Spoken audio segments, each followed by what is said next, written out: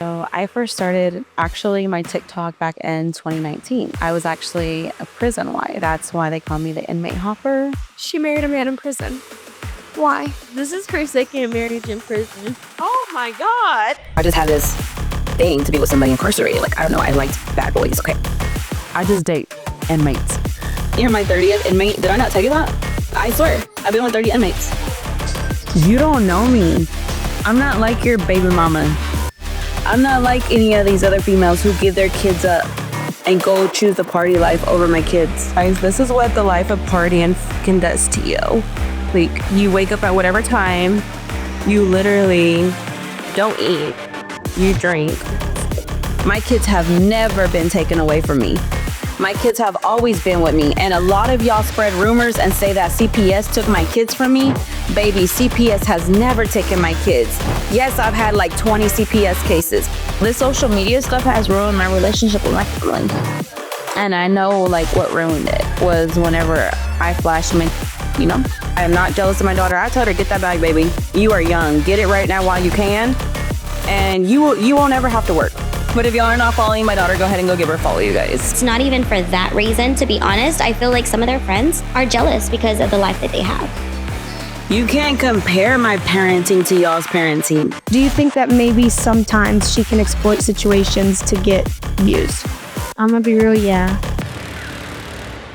I want you to close your eyes, take a deep breath, and picture this. You're a younger teenager browsing the internet, and suddenly you come across white teeth, dimples, that smile. He's a big TikToker. He has no idea you exist, but you can't help it. You have a crush. Giddy, excited, knowing nothing will ever happen with him in a million years, but just having fun, daydreaming. You show your mom this cute guy, hoping to have a bonding moment with her. But the next thing you know, your mom has not only DM'd your crush, but started a public relationship with him, constantly live streaming their conversations. That mom is Ash Trevino, and today we're gonna attempt to figure out what the actual hell is going on. I'm sorry to the Mexicans, okay? I will never use that. Hispanic community. Oh, the Hispanic community. I will never use that word again or any racial slurs towards y'all. Or just don't use any racial slurs. Okay, I just said okay, I won't. And this is what we know.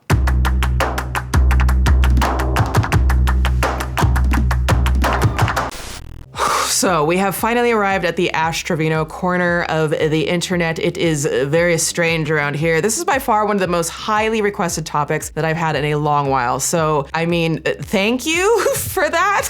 I regret it. I'm disgusted in myself. So I'm gonna start this off with a warning, y'all. This woman seems to lie a lot, allegedly. This story is gonna dive into some of the most chaotic, also sometimes very dark things possible. We're talking about inmate hopping, horrific parenting, the fascination of dating much younger men, and an unhinged night out that led to multiple arrests. And that's just an average Tuesday. Everything is times three. Everything is times three. Stephanie! Let's go, Trisha! But first, oh hi there, hello, hi, it's my face again, Swoop! If you're seeing me for the first time, welcome. My name is Swoop, and I'm a documentary filmmaker, commentary creator, and I make what we call Swoop docs on complex stories, true crime, and social media influencers who abuse their power and manipulate audiences because, as I always say, it's not drama, it's dangerous. Here, we emphasize critical thinking and also present different perspectives, play devil's advocate, and sometimes, depending on my mood, sometimes we take it to Petty University, and honestly, this whole story might already be there, so a class in session. I also have a second channel called Swoop 2 where we take mini dips into basically whatever the hell I want to talk about. Here we deep dive, there we dip. All right, real quick before we dive into this unhinged story, let's get comfy and cozy and talk love and how MeUndies is here to make this Valentine's Day, and any day honestly, the most unbelievably comfy, full of fun and full of love, whether it's just for you, a gift, or dare I say a matching duo. So a huge thank you to MeUndies for sponsoring this video. I absolutely love them. So let's be real, love is anything. Whether you're single, married, focused on friendships, or stuck in a never-ending spiral of situationships, trust me, I I've been there. Or you're just like me and have 4 cats who take up the entire bed, leaving you just a sliver on the side to sleep on. Everyone deserves to celebrate love. Now, y'all have heard me gush before about how buttery soft MeUndies underwear is and how obsessed I am with how freaking comfortable their bras are. Seriously, I wear them all the time. Game changer. And this time I got the cutest matching sets ever. How adorable are these little prints? I got the ultramodal lace plunge bralette with the Kiss My Peach print and the matching ultramodal lace bikini. And honey, when I tell you that this fabric is softer than soft and breathable, they have the perfect amount of stretch. They don't dig in, and from the moment I put them on, I don't even notice they're there. Now, the lace plunge bra is perfect for giving you that extra oomph with support underneath and a wire-free design. And the lace, come on, she's giving sultry, she's giving sassy. Love that for us. Now, MeUndies has styles for everyone, from all black classics to fun prints. They have some seriously new V-Day prints like electric hearts or lovebirds. Plus, they come in sizes extra small to 4XL, guaranteeing a flattering cut for every body. Nothing can stop me from a matching set, okay? I got the most adorable ultra modal lace PJ set in the floating hearts print and just a touch of lace to keep it a little spicy. I'm just saying, you and that special someone in a matching print, okay?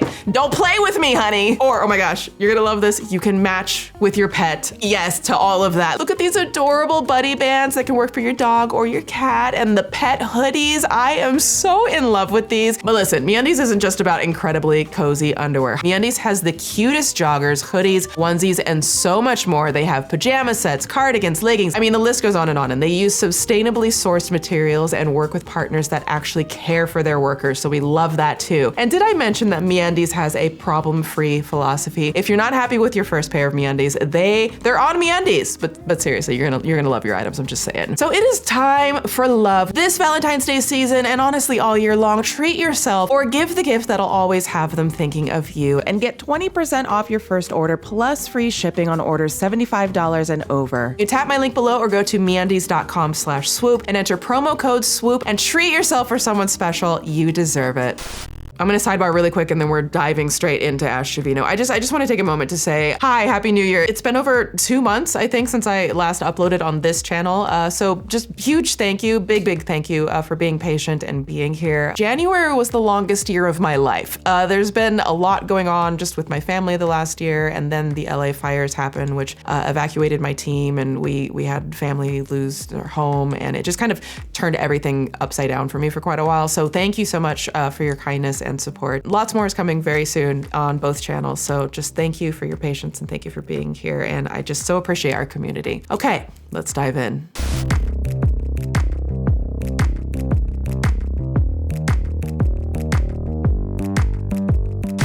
So my guess is that most of you know a thing or two about Ash Trevino already, but what is the truth? So the story that has been put out there is this. Ash Trevino was born Ashley Garcia in Texas. Ash graduated high school in 2007 and shortly after married her high school sweetheart, Israel Izzy Gress. Then in 2009, at just 19 years old, Ash gave birth to her first daughter, and then in 2012, at age 22, she gave birth to her second daughter. In 2015, Ash and Izzy separated and then finalized their divorce 2 years later, making Ash a single mother of 2 at just 27 years old. I'm single, you guys. Now, let's be real, that's a whole lot for one person to go through at any point in life, let alone in their teens and like early 20s. And honestly, like we can't truly know what went on behind closed doors. But what she has given us is a pretty extensive digital footprint, like exhaustively extensive. I've already seen his pee-pee, and he's already seen my nunu, okay?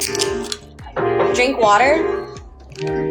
Water's for fishes. Alright guys, I had to end that live.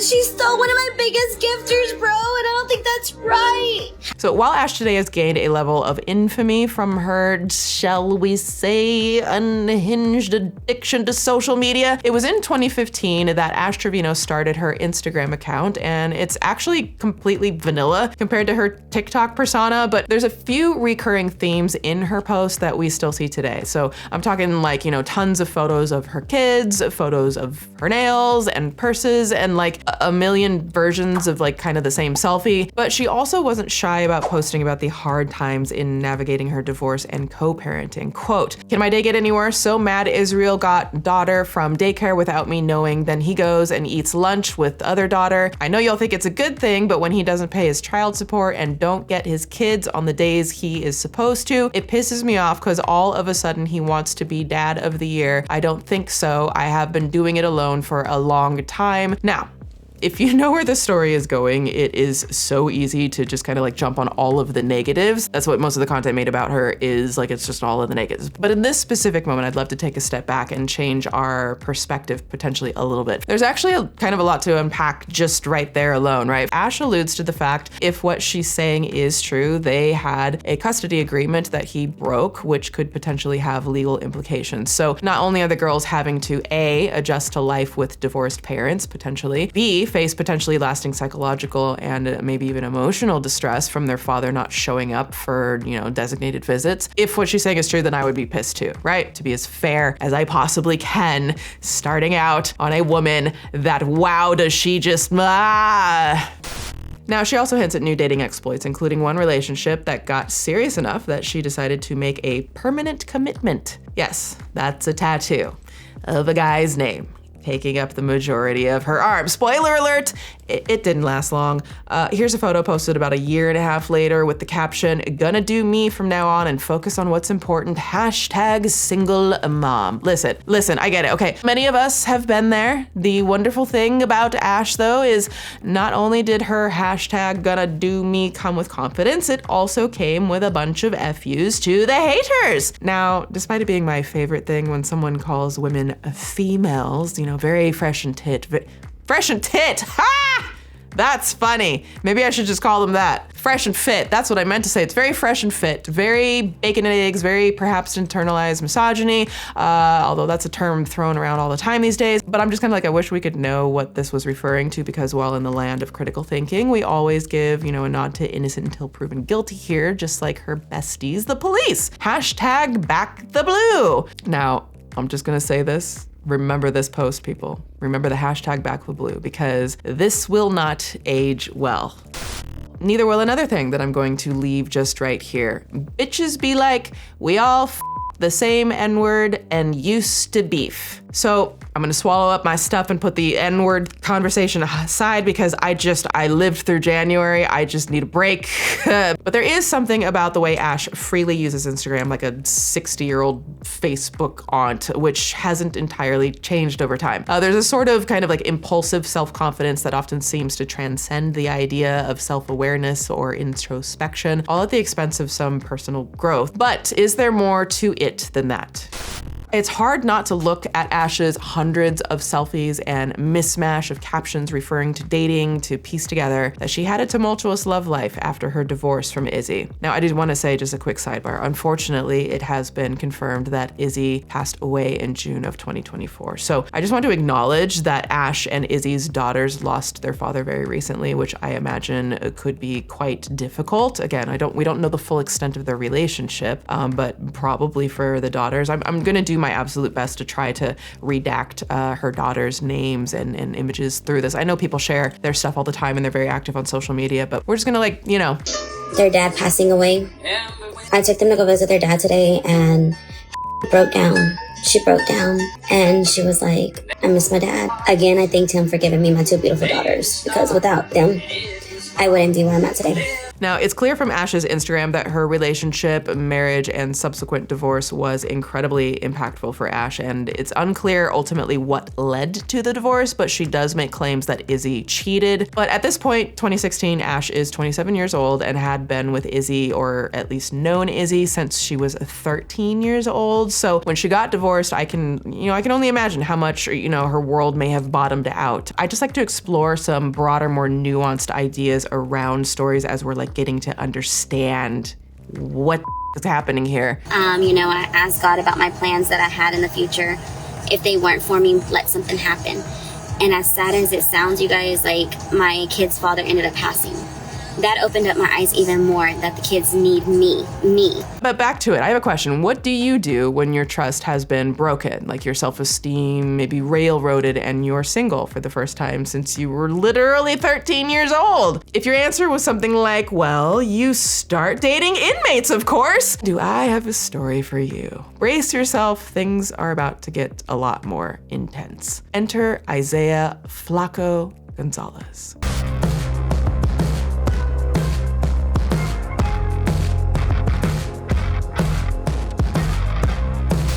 In August of 2019, Ash announces that she is engaged. Her fiance is named Isaiah Flaco Gonzalez, and they are in love, and she couldn't be happier. Oh, and he is incarcerated. Yeah, that's why they call me the Inmate Hopper. You like them felons? Yeah, I mean, I've been with them up until this year. I have a few questions. Let's read what Ash has to say. Quote, people are gonna judge us, but like we say, screw what y'all think. I have been here for him and plan on to continue that through this journey God has given us. Yes, he is away from me, but these years will go by so fast and can't wait to become Mrs. Gonzalez. If you don't like us being together, then feel free to delete me, but he wanted me to let everyone know he is mine and I am his. Okay. When I look at that, I don't really think that answered any of my questions. But you know, maybe the comments will explain things about her burying the prison guy, like why? Or how? Or what the even is life? So Big Mama 888, AKA Christy Gonzalez, Isaiah's mother, says, quote, you couldn't have chosen a more handsome man. Congratulations to the both of you. Whatever makes my Flaco happy, then I'm happy as well. Just in case though, don't act up so you don't get snatched up. Don't hurt my Flaco girl. LOL, congratulations again. Oh, bloody hell. Don't act up so you don't get snatched up. Sage advice from your mother-in-law of a man who is literally in prison. Big Mama then comments, wait a minute, how much older than my baby are you exactly? LOL. To which Ash responds, LOL, 6 years older. So just remember that, kids. We'll come back to that later. But for now, Ash is loving the title of prison wife. You know, almost like a military spouse, badge of honor type thing. Only Isaiah isn't serving the country, he's serving time.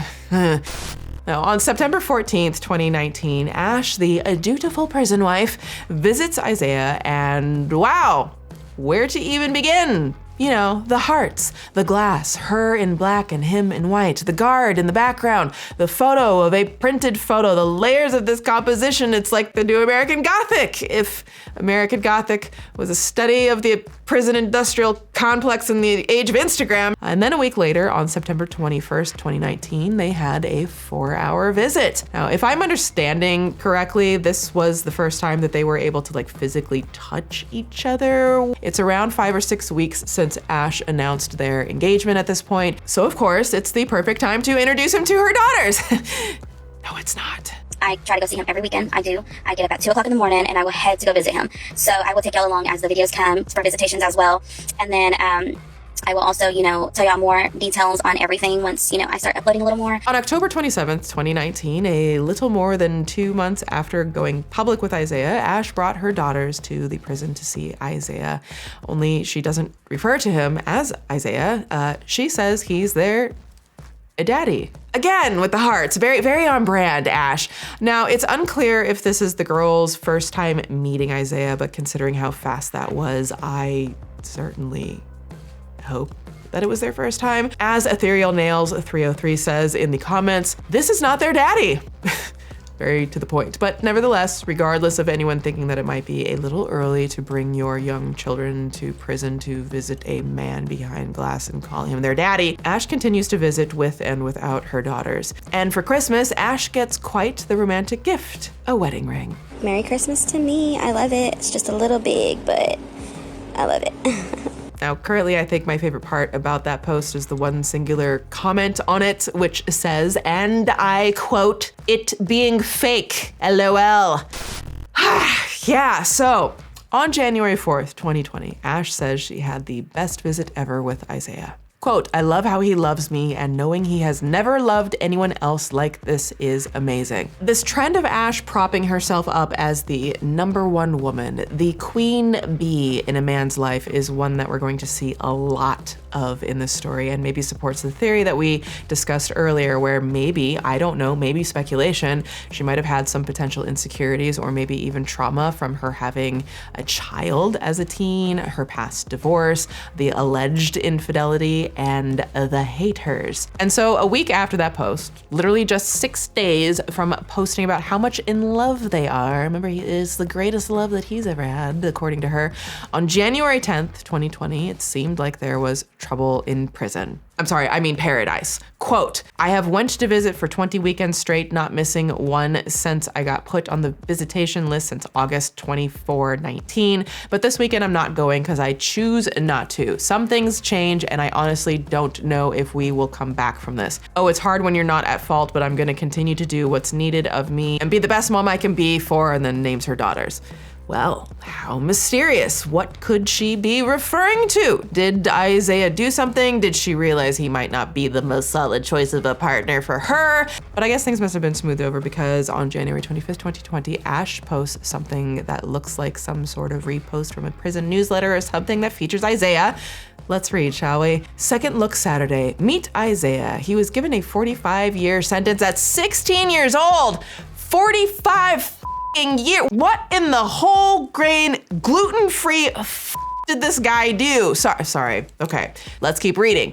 Over the past 10 years, he has earned his GED, OSHA, Electrical Level 1, Construction Craft Skills, Construction Site Safety Corps, all levels, certifications. In that period, he has also gotten married and become a wonderful stepdad to 2 beautiful daughters. Why does this sound like getting married so that you could list, like, because this is like a profile that I think they wrote or something.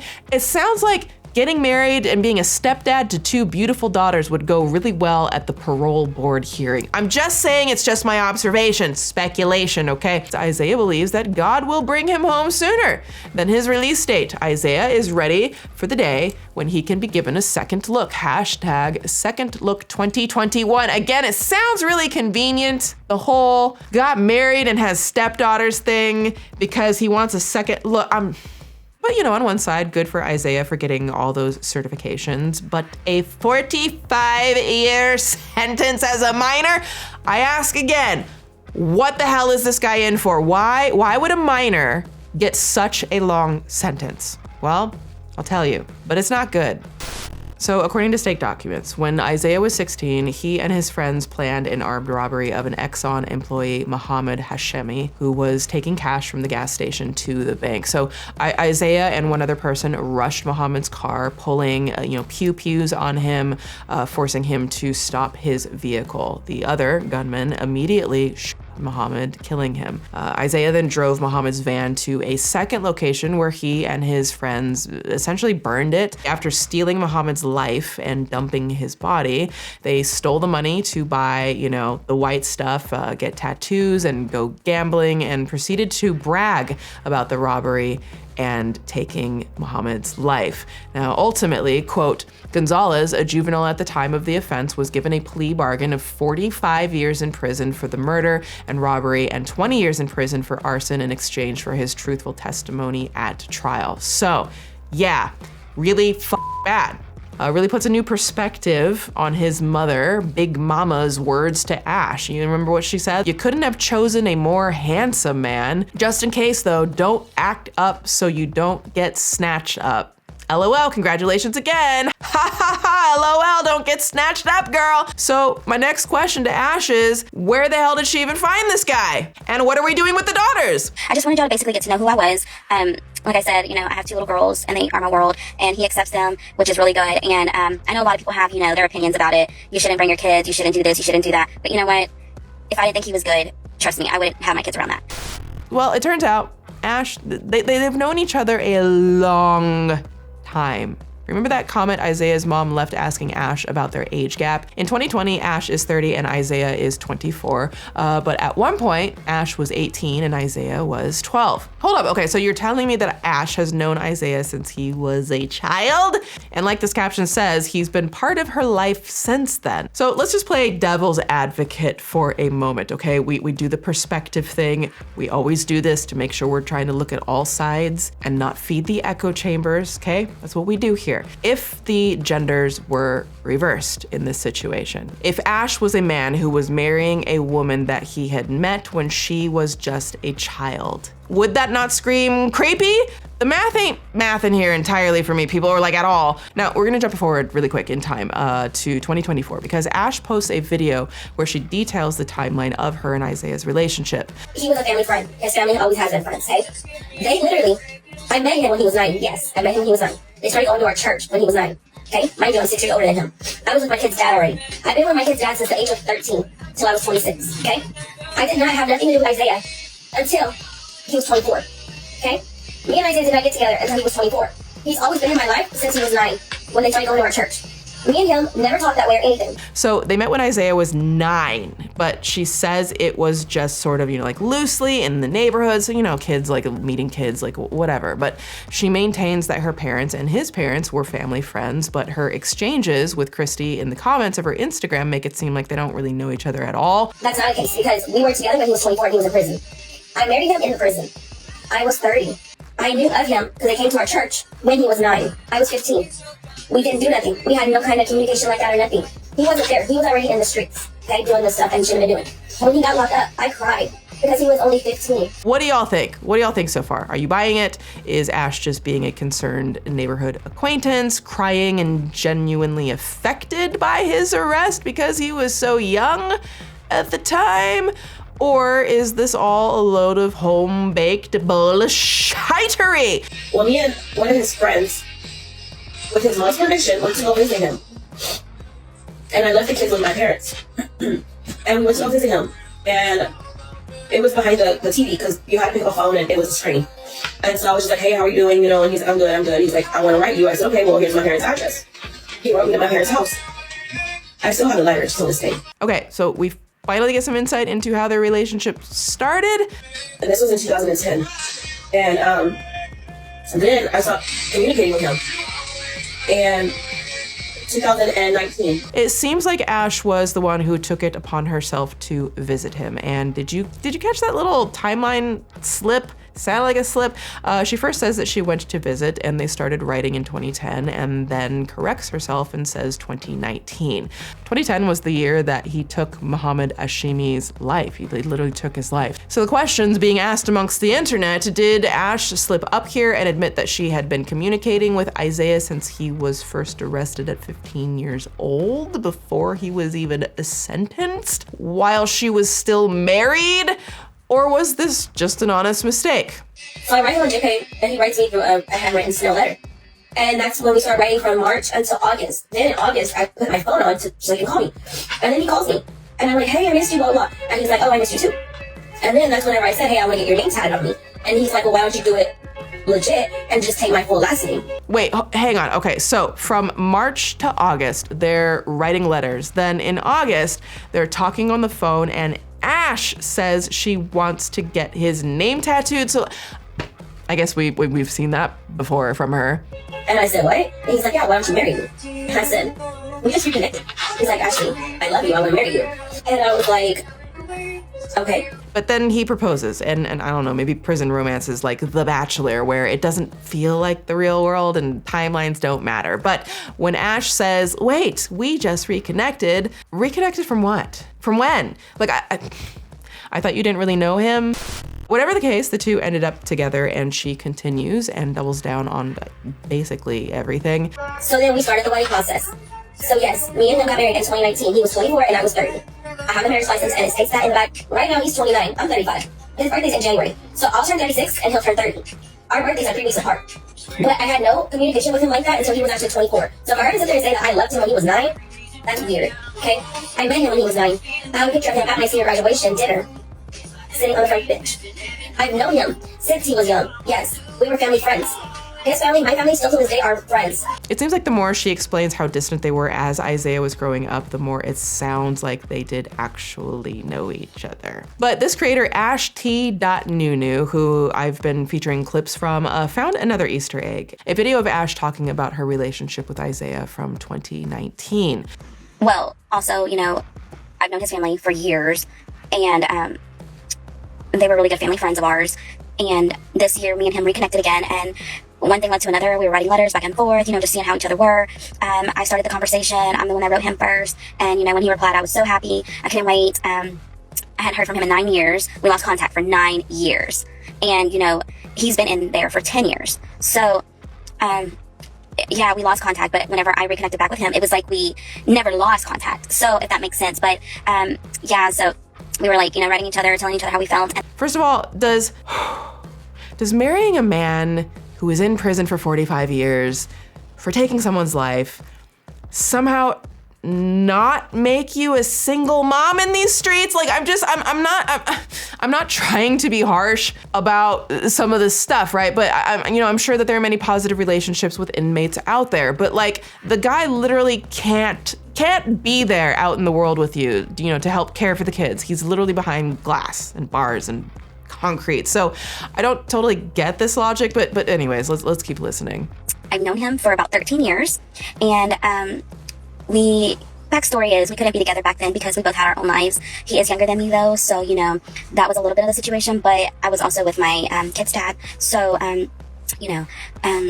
just want to repeat that. We couldn't be together back then because we both had our own lives. He is younger than me, so that was a little bit of a situation. A situation. One might say that's more of a statuation.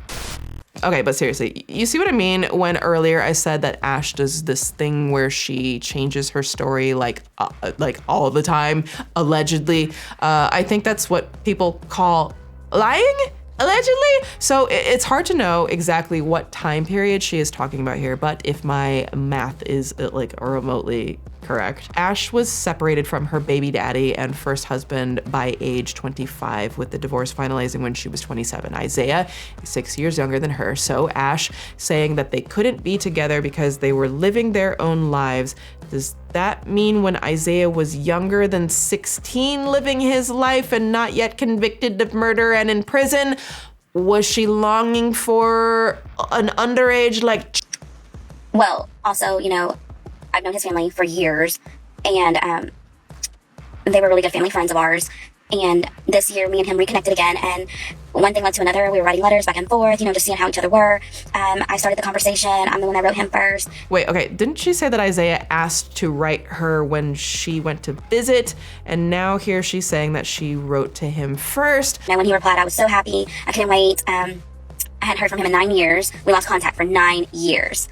And, he's been in there for 10 years. So, yeah, we lost contact. But you lost contact for 9 years. The implication being that you had contact with Isaiah for the first year that he was incarcerated in 2010. Ash.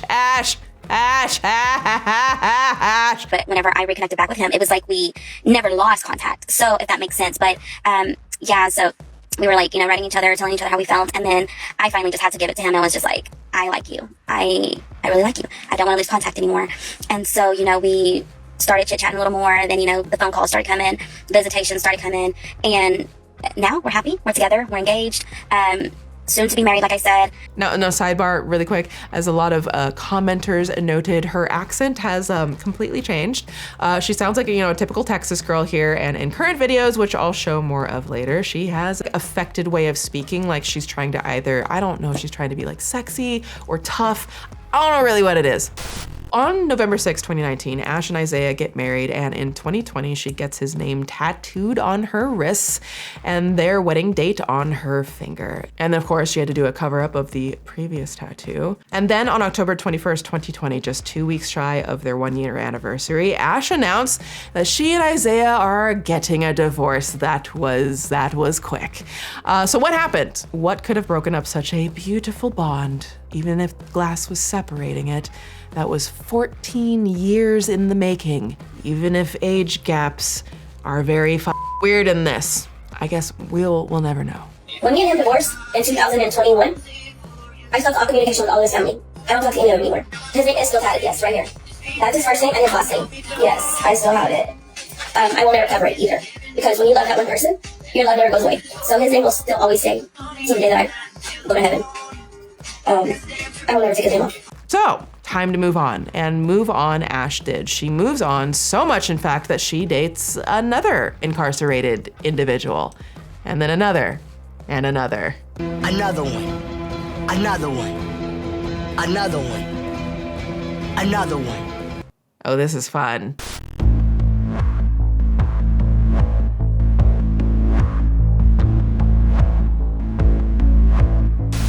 So, I need to have a quick sidebar with you because something Ash said is just stuck in my brain. I'm not a single mom anymore. I am engaged to be married soon to my fiance, who is incarcerated. Like I said, I have 2 little girls and they are my world, and he accepts them, which is really good. And I know a lot of people have, their opinions about it. You shouldn't bring your kids, you shouldn't do this, you shouldn't do that. But you know what? If I didn't think he was good, trust me, I wouldn't have my kids around that. Define good, because even with Isaiah's plea deal, he is still serving 45 years for murder. And while nothing about the prison system is black and white, this is throwing up just like all sorts of red flags, okay? I need the red flag guy to enter the chat. Trampoline jump! Hello. Sorry, I got here as fast as I could. All right, let's have another moment of critical thinking, a perspective moment. This is where we focus on different possible perspectives, maybe play devil's advocate and try to get some, more context for the bigger societal picture here. So there is a larger debate about what sort of life experiences inmates should or should not be allowed to have, and genuinely people sort of like judge the amount of privileges an inmate gets with the severity of their crimes, like kind of in theory anyways. In Isaiah's case, one could argue that because he was a minor and he is serving, such a long sentence, the leniency is okay because it is the only life experience that he will virtually get for a very long time. Plus, the fact that he took a plea deal and testified it against his fellow defendants could be seen as, showing remorse maybe. And as we saw in the second look post, he has been working hard, to earn certifications and taking the steps to use his prison time as a way to rehabilitate him into society, which is a school of thought about, what prison is actually for. It's supposed to rehabilitate, right? On the other hand, the counterpoint, Isaiah was instrumental in taking a life. An innocent person named Muhammad who will never get the chance to experience love or a relationship ever again. So is it fair that Isaiah gets to have moments in his life that Muhammad will never get again? Now, I don't think anything like this is cut and dry, and in reality, we have no idea about Isaiah's state of mind or his feelings about his actions because, we only hear about him through Ash's point of view. So there's no way to really tell any of this, but I had to ask the questions. Like, what do you think? Should inmates be allowed to date and get married? Is that crossing a line? How should that line be determined? Who gets to draw that line? So just like leave your thoughts in the comments as we go through this.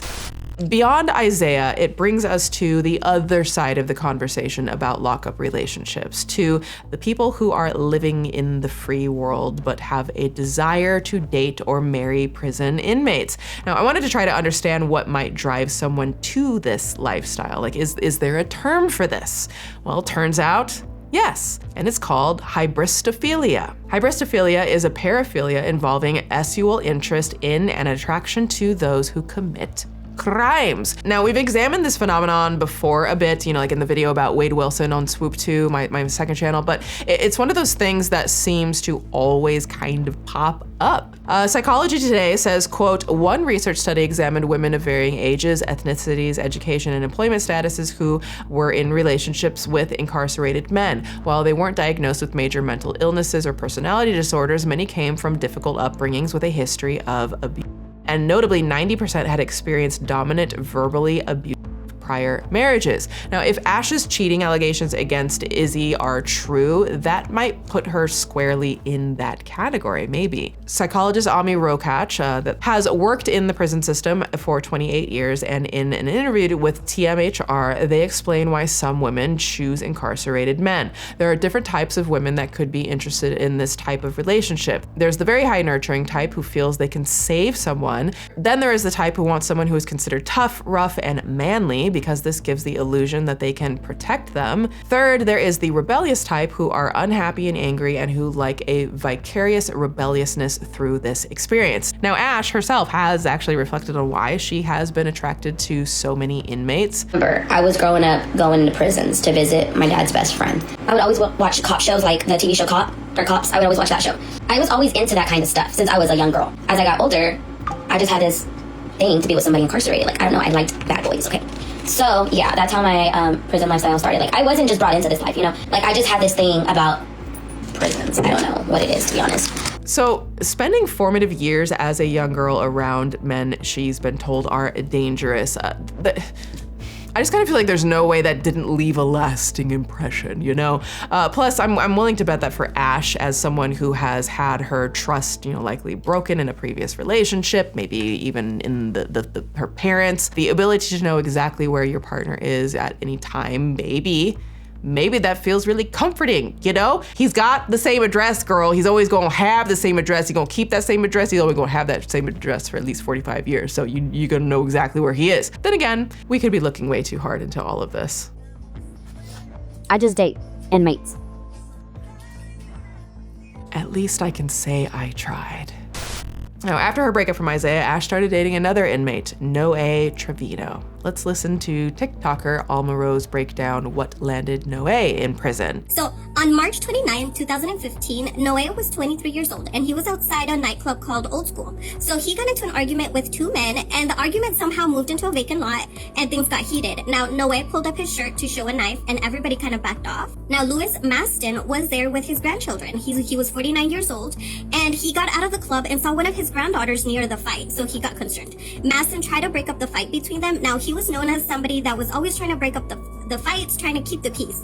Noe pushed Louis Maston, and Louis Maston pushed him back, and then Noe grabbed Louis and began him, and despite the doctor's efforts, he later passed in the hospital. Now, Noe ran away. He left the state, but he was arrested and found months later, and his bond was set at $1 million. So they convicted him of unaliving Louis Maston, and he was sentenced to 25 years in prison. Why 25 years? He also does have a previous felony conviction of injury to a child. So I think he should have gotten more time. So, another murder. And like Isaiah, another completely innocent random victim. This one by the name of Louis Maston. May he rest in peace. And let me remind everyone, this is now the second murder that Ash Trevino has brought into her daughter's lives. And this also happens to answer the question about where she got the last name Trevino from. And on one of her many, many live streams, Ash tells someone about her relationship with Noe. That's your husband? Well, it's horrible. Oh, he's not bad looking. How long were you with him? 2 years. Damn, while he was in there? Yeah.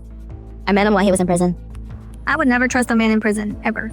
And then he has my portrait on his arm right there. That's my portrait on his arm. When is he getting out? He sees parole in 2028, but that's my husband. But we haven't talked since 2022. Why did you guys break up? I caught him talking to his ex-girlfriend.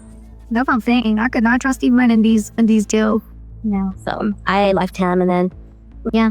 So they met in prison, got married, broke up when she caught him talking to an ex. If my speculation theory is right, and one of her motivations for dating inmates is being able to like kind of keep tabs on them at all times, literally so they can't go out and like see other women, meet other women, you know, and then be competition, or, you know, there could be like abandonment issues going on.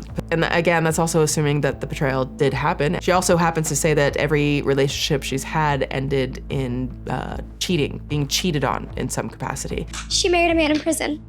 Why? This is her second marriage in prison. Oh my God. And when we lean into more critical thinking, is this some form of self-sabotage? And more importantly, if Ash said that she was always brought to prison with her dad as a kid, and that's why she's drawn to, you know, marry men in prison, even those that take the lives of others, and she's openly taking her 2 young daughters to prison to see these men, what the fuck might that mean for her daughters? Oh my God. You want to come? Y'all just come live with us. Yes, please. Yes, please.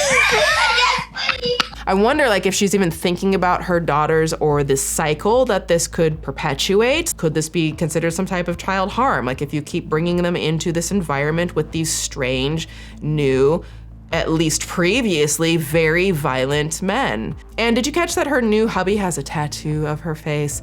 That still seemed like a big point of pride for her. Again, she seems to be kind of chasing this feeling of being put on a pedestal, of, you know, someone being almost obsessed with her, like she's the only person that exists to them, like she said of the previous murder her husband. I am not inspired here, Ash. And just a note, she is in the process of getting a divorce, allegedly, but she's technically still married as of me recording this. Now, at this point, Ash has been posting consistently and live streaming constantly. It's in one of those live streams that she's mentioned she's dated. Are you ready for this? 26 inmates in 5 years. What the ever-living f***? But last time I checked, so Jesse was number, I think he was like 20 something, like 25 maybe. And I've only talked to one more after him, so probably 26 in the last 5 years. That is a lot! So, first question, what qualifies as dating an inmate? Is this like being pen pals? Also, Ash and Noe broke up in 2022. It's early 2025 now. That's only 3 years. So, if there was overlap with either her marriage with Isaiah or Noe, then maybe the reason she's giving for the breakups about them cheating isn't the truth. I mean, she also said that she wanted to be with Isaiah sooner, but she was married to her first husband. So at the very least, there's a strong likelihood that she's being super hypocritical for being upset about Noe talking to an ex, allegedly. You're hella funny. Guys, he's innocent, and I don't care what y'all say, what y'all think, he's innocent. And y'all are gonna see that. And when he becomes... What they're commenting? And yeah, they were like, oh, he's not innocent, he's dumb, this and that. Whatever way you slice this disaster turkey dinner, it's messy, okay? The mashed potatoes are just smeared all over it. And I don't know why I'm making a Thanksgiving reference. We are long past that. You know what else is messy though? Jesse. And yep, you guessed it. He's another prisoner that Ash started dating. Only this time, Jesse was actually slated to be released a few months after they started dating. Ooh, we're moving up in the world. On top of this, Ash revealed that she didn't know what he looked like before they met. I don't even know how he looks. I don't know how he looks. But that didn't stop them from having some big plans. Be on TikTok only that first day he's out, which is in 137 days. Once he's actually like at the hotel room with me, we'll probably do like one live together because I'm gonna get a room for the whole weekend with us. But we have a baby to make, so we ain't gonna be on it. We got a baby to make. We are literally gonna try and get me pregnant the first month he's home. So Ash basically just keeps making great decisions that surely won't have an impact whatsoever on her children, obviously. And then 137 days later, Ash streamed picking him up from prison. I'm shaking. Oh my god. Here he comes, you guys. Here they come. Oh fuck. I'm nervous, bitch. I'm nervous. Not the gagging. Oh my god. Oh my god, here they come. Yes, brother, yes, we go. Fuck you, TBC. For real. Why is he in the back seat? And why is she picking him up? Wouldn't you want to have a big romantic moment that isn't live streamed? Why am I asking logical questions for totally illogical people? Holy shit, okay? I keep trying to do the critical thinking, but my gosh, maybe just more critical and less thinking at this point. I put the blanket all over her. I just wanted to see that. If I seen anything else, it wasn't gonna work out. You know what I'm saying? But don't worry, she was always there for her children. See, tell them how I was whenever you were in prison. I was always there for my kids, right? As far as I knew, yes. Honestly, y'all, I missed the days before I knew what TikTok Live was actually like in these corners of the internet. But then, aw, sad, they broke up within 2 weeks. But things got extra weird, and honestly, it pissed me all the way off when Ash revealed that she might be pregnant, only to very quickly be accused of faking the pregnancy. If I'm pregnant, she already knows what to do as an older sister. She's gonna help me raise that baby. She's gonna stand on business. And what else, baby? We don't need no Jesse, right? No, I'm gonna prove all y'all wrong. In that video, Ash's oldest daughter is the girl talking off camera, and I don't know about you, but to me, this is a little shocking. Like, not only that Ash is saying that her oldest daughter will help her raise a baby, you know, her daughter just knows what to do, she's gonna step in, which, I mean, is not at all a child's job to do, to raise your child. But this mother-daughter duo is both acting like out of control, nasty teenagers together. I'm gonna prove all y'all wrong. We don't need Jesse. Well, that's sad. Girl, get your own life and quit hating. Y'all are too old to be acting like this. Y'all are acting like teenagers. I'm supposed to be acting like this, not y'all. Get out of here. Get your own life. Now, we'll come back to that, but I could not address it after watching that video. But one good thing came from all of this. Ash has decided she's done with inmates, allegedly. I'm like literally done with inmates. I don't want no more for real. Like, I love spending money on myself or my kids. Like, I love being able to live on my own. And like, if one day I meet somebody and he comes over, like, I don't have to hide, you know, like, it's better to be alone and single. Quick question, what do you think she was going to say when she started to say she wouldn't have to hide if someone comes over? What does she have to hide? What an odd thing to say. I'm just learning to be alone, you know? I don't like to be alone, and I think that's my problem, is because I don't like to be alone. I mean, I live alone, so might as well be alone, right? Now, Ash touches on something here that I think a lot of us can understand. I mean, you know, like, not the inmate hopping, get pregnant, have your kid, raise your kid stuff, but the stuff about how she doesn't like to be alone. Loneliness is really hard, and I've seen a lot of discourse shaming Ash for, you know, jumping from, you know, one trash man to another, an argument that definitely has, you know, very grown, very tall legs. But let's zoom out for a second for some additional potential perspective to be fair. You know, on one hand, there are millions of lonely people who don't, you know, have a broken picker, let's say, but I would also like to point out these inmates also picked Ash. So it takes two to prison tango. But while Ash's relationship pattern is, you know, on the extreme side of dysfunctional, we all have repeating relationship cycles, you know, healthy or otherwise, whether it's because we, you know, were raised in a chaotic environment, so we only feel safe with chaotic people, or we have, you know, a deeply ingrained belief that we don't deserve good love, so we only accept bad relationships. The thing is, Ash is a grown-ass woman with her own autonomy and can make her own choices, but her kids, the way her daughter was literally mimicking the garbage behavior of her mom on that live stream is beyond disturbing to me. I'd be crying if you were my mom. Well, she's not your mom, is she? I feel sorry for y'all. Honey, I feel sorry for your face. She said I feel sorry for your face. I had questions about Ash growing up around prison men and potentially passing the cycle on to her daughters, and that clip alone makes me feel like the cycle has already cycled, and that sucks, if so, for everyone. But I guess at this point, Ash has sworn off inmates, so her relationship with her daughters and her love life can only get better from here, right?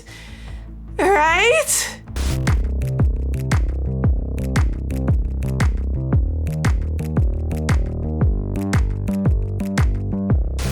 Wrong. So totally and completely wrong. It was actually her relationship with Jesse and her live streaming of the relationship that really led to her major increase in views and her new committed relationship to TikTok Live. They really should have just banned that app when they had the chance. The TikTok lives of the brief but tumultuous relationship attracted swarms of people to her page, basically wanting to see this person make terrible decisions in real time. And because we live in a late stage capitalism, we also know the law of supply and demand. So as the viewers come and demanded more from Ash, she supplied it and began to stream on TikTok Live basically every day for hours on end. Who has the energy? I first started actually my TikTok back in 2019. Nobody ever pre-COVID. Yeah, they don't know that. But I was actually a prison wife.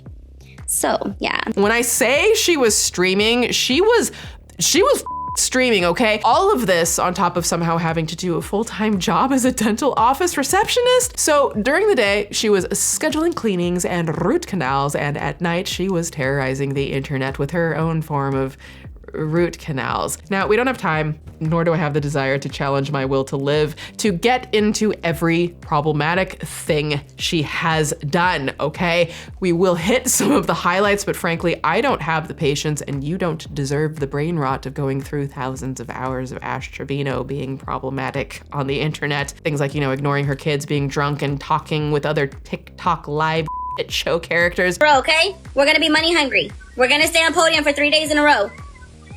Okay? Yeah. I don't care if y'all have a family to feed or what. I want every single coin that y'all can give me. And yes, drinking and streaming. Do I really need to mention that that is a bad combination? And with her kids around, it's even worse in my opinion. Now, I'm not saying that you can't enjoy yourself, you know, every now and then, or, you know, or that parents simply should never drink. I don't know that answer, nor is it my place to determine where that line is drawn with people, but we can also probably recognize when someone has objectively gone so far beyond the line that they can't even see the line anymore. You know what I mean? Like that bitch is just back there. It is just a tiny dot all the way in the back, okay? You can't even, it's just out there. Right, but again, when I'm at home drinking by myself, it shouldn't matter what my parenting is because my kids are not there.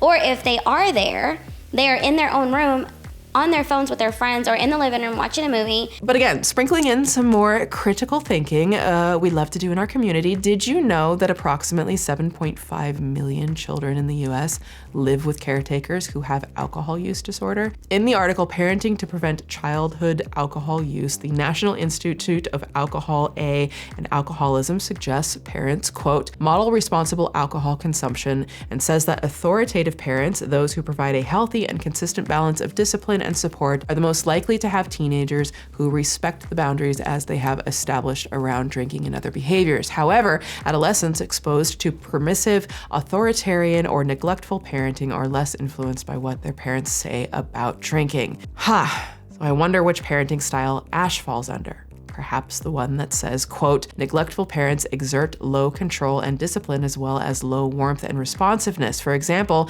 they show no interest at all in a child's school performance. And by the way, this isn't shame for people who are dealing with addictions, right? Addiction is a very real disease for a lot of people. I just also know that it can like really plague a lot of relationships, a lot of households, and the kids that are growing up in them. So obviously, if you or anyone you know is struggling with that, please do reach out. There are so many free resources available to help you get through that or help your loved one get through that. And hopefully healing can be found from all of that. But I do have another question. I feel like this should be an obvious question, but like, I don't know. I don't even know that it gets asked that much. Is there not some responsibility with the people who are consuming Ash's content? Like, you know, the people who are there day in and day out, watching the live streams, leaving literally money tips, hyping her up in the comments. They're literally the reason Ash does this all the time, and her daughters are subjected to it all the time. And it just, they're the ones who are in the middle of it, right? And if Ash didn't have so many people watching, she'd probably stop. Maybe? Because really though, what is the draw of watching this? It is a train wreck on the Hot Mess Express. And the thing is, as we continue to put our critical thinking caps on, there are a million reasons why people are attracted to this kind of profane content, actually.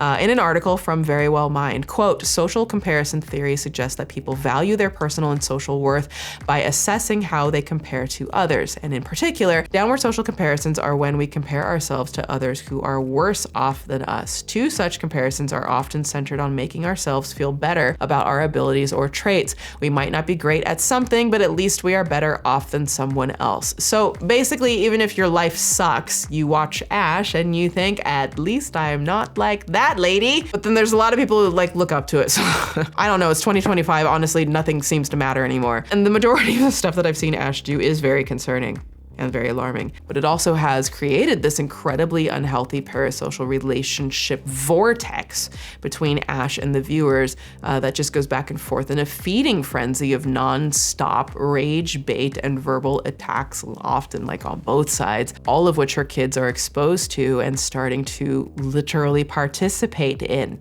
as we saw that clip. And the other thing is, Ash is very aware of the culture that she's cultivating. You know, and instead of y'all really like hating on me, y'all really should get to know me. Y'all don't even know me. Y'all know me based off of what y'all see. And in reality, it's crazy because what if y'all were in my position and y'all were getting as much hate as I get? Would y'all be able to handle it? I don't think so. It takes a strong person to handle this. And I'm still here. Carlos, thank you, babes. Y'all are spending more time commenting than to just scroll up. Scroll up. And I'm not negative. This to me is a perfect example of someone who being right and wrong at the same time. Like, yes, the amount of hate and trolling she gets must absolutely take a toll on her and would be incredibly difficult for anyone to navigate. But at the same time, for her to say that the audience only knows her based on what they see and not reality, honey, aren't you the one putting out what you want them to see, and you're doing it for endless hours a day? It's not like you're getting a bad edit from a reality show producer. You are live streaming yourself all the time, and you're streaming your kids unedited. Like, if that's not reality, then I have to ask, are you being fake in everything that you post for all of these hours a day? Because that seems like that would be exhausting. But you know, she does have a valid point and probably the best advice she's given, and this might be the only time that I ever say that. Maybe next time you see her, just scroll up.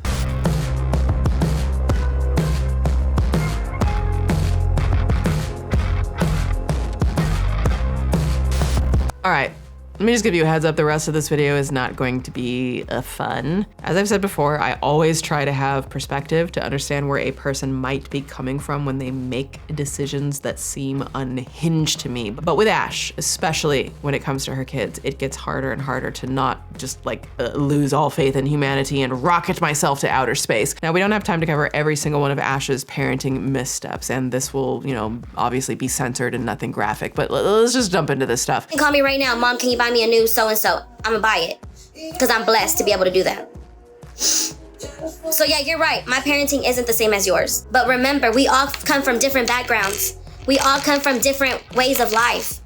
It's not easy, especially if you're learning how to be a mom all over again on your own. Is Ash saying wise things, or is she just parroting Pinterest quotes about parenting? Because yeah, everyone will have different parenting styles and that's okay. But then like the example she uses to prove she's a good mom is buying material things for her kids, and she does this a lot. It's not a bad thing for kids to have what they need or, you know, to have nice things, but spoiling them should not be an indicator of good parenting, right? And this angry tone she often has when talking about her parenting and scolding people in the comments, like there's a real simple solution here. Stop posting your kids online. It really will solve a lot of things. It's just a suggestion. But obviously, as she said, she is an incredible mother because she buys her kids whatever they want. So let's see the evidence of that. So like, I know a lot of parents look at their kids' phones, like search their stuff, you know, I don't do none of that. Yo. You hear my little one yelling right now? She's arguing with some female. I don't know, she's cussing her out. Yeah, I don't search my kids' stuff, which is probably not good, but I don't get in their business. Damn, y'all over there having some fun, and it's like 3 in the morning. Everybody sleep where I'm at. My youngest is awake, wide awake, probably on like a 3-way call with her friends and her sister. You don't believe in like curfews, bedtimes? No? They go to sleep when they get sleepy. Then they're gonna miss out on the whole day. And then she wakes up early still. Come here. Bro, what you doing? Let me see. Come here. I need to ask you something. She said, I don't feel like it. You let your daughter talk to you like that? It sound like you the daughter and they the mothers. Like they make their own rules and you just go by it. Who's desperate for love? Because I'm not. It's like you're the daughter and they're the mothers because they make the rules and you just go by it. Why does that young man seem to have more parenting intuition sense than this grown woman? And sure, yeah, it's easy to criticize someone's parenting when you've never been a parent yourself and this is just a moment in time and you don't know the actual difficulties of it. But in reality, rules, structure, and enforcing boundaries and discipline is what creates a safe, healthy, and stable environment for kids to grow and develop in, and posting them online all of the time is never going to bring that result. But you know, why would they need bedtimes if they don't have beds? Well, I don't live with my mom. But at your mom's house? No. When they stay over, this one sometimes sleeps with me or on the couch, that one sleeps on the couch. Or she'll sleep on the mattress. That's been one of the public's biggest repulses of late, and yes, it's concerning, but Ash always has something else demanding her attention, her audience. Do you want me to buy another iPad? Am I gonna be able to get on, if I switch you phones, am I gonna be able to get on my TikTok? Like, to battle. The thing is, like, in stream after stream, we see that Ash can't even have a full conversation with her daughter while, number one, not live streaming, and number two, getting distracted by the music and herself on camera. So, you know, winner, winner, your dinner. But her issues with her daughters started way before this. She literally has been through, like, the bottom of her life. Like, I'm telling you, whenever we lived with her dad, I used to pull her by the hair because I was so mad at her. Like, I feel like he loved her more than he loved me, and so, like, I took my anger out on her. And she doesn't even, like, hate me for that. Like, she doesn't even remember that. That is not a flex. And if you're saying your daughter doesn't even remember this harm, number one, how the you know that? And number two, how the you really know that? And three, you just blasted it on the internet forever. So I'm guessing by now she maybe probably remembers. For a mother to be in competition with her daughter for affection, and this is a competition that the mother created in her own head, you know, because the romantic love between spouses is entirely different than familial love between a parent and a child. Ash's uncontrollable anger at feeling overlooked will come up again. But in Ash's mind, she never harmed her daughters. What I said was, I would get mad at her, yes. And I pulled her hair, yes. But I never abused her. I never hit my kids, you guys. And the only reason I pulled her hair was because she ran from me and I tried to grab her. And instead, I grabbed her hair. That's why they don't listen to me, because I don't spank my kids. I've never let my parents spank my kids either. In most worlds, grabbing or yanking your child while they're running away is very much the definition of abuse in a lot of people's minds, allegedly. Now, not to be fair, I don't know the severity. I don't know how hard grabbing, we don't know. Wasn't there, but. That's why they don't listen to me, because I don't spank my kids. I've never let my parents spank my kids either. And when my parents tried to, I would tell them, no, you're not gonna hit my kids. I wouldn't even let their dad hit them. Like, their dad used to try to hit them, and I would tell him, like, you're not gonna hit my kids. Like, no. So then he would get mad at me. So again, I did not pull her hair, like, literally, like, intentionally. I literally, and this was, I mean, she was little, so it was a long time ago. I don't care. Y'all can sit there and call me a or call me what y'all want, but at the end of the day, my kids know I never abuse them. They never have bruises on them. Y'all probably are the ones who do that with your kids, to be honest. If anything, I bribe my kids with money, like, behave and I'll give you this. That's how I am as a parent. So she tries to paint herself the hero for preventing other people from harming her daughters, but then also says that's why they don't listen to her, so she bribes them. Now, I'm not gonna make any direct accusations here. I wasn't there. None of us were, and I don't trust half the things that come out of Ash's mouth. But here's another side to this, another perspective for maybe more overall context. Ash says that she herself was harmed as a kid. Like, my kids are not babies, you guys. Like, that's what y'all need to get out of y'all's head, bro. Is like, my kids are not babies right now. My kids are literally teenagers. And I'm trying to tell y'all, like, how it was back in the day. Now, I'm not gonna play the audio for the rest of this clip to keep it sensitive for any of you watching, but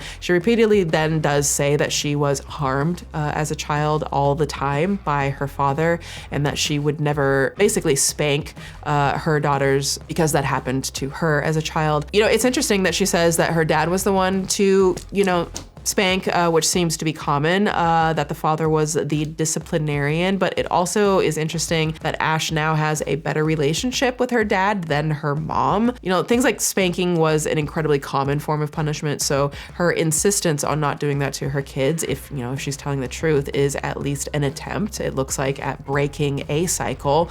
But the other question that I have is, did she just allegedly replace that type of potential abuse with other forms of harm, like hair pulling and psychological competition and neglect, exploitation for the entertainment of millions of strangers online, perhaps, doing this to the daughters? So she not only approves of, but encourages her daughters to live stream on TikTok while underage.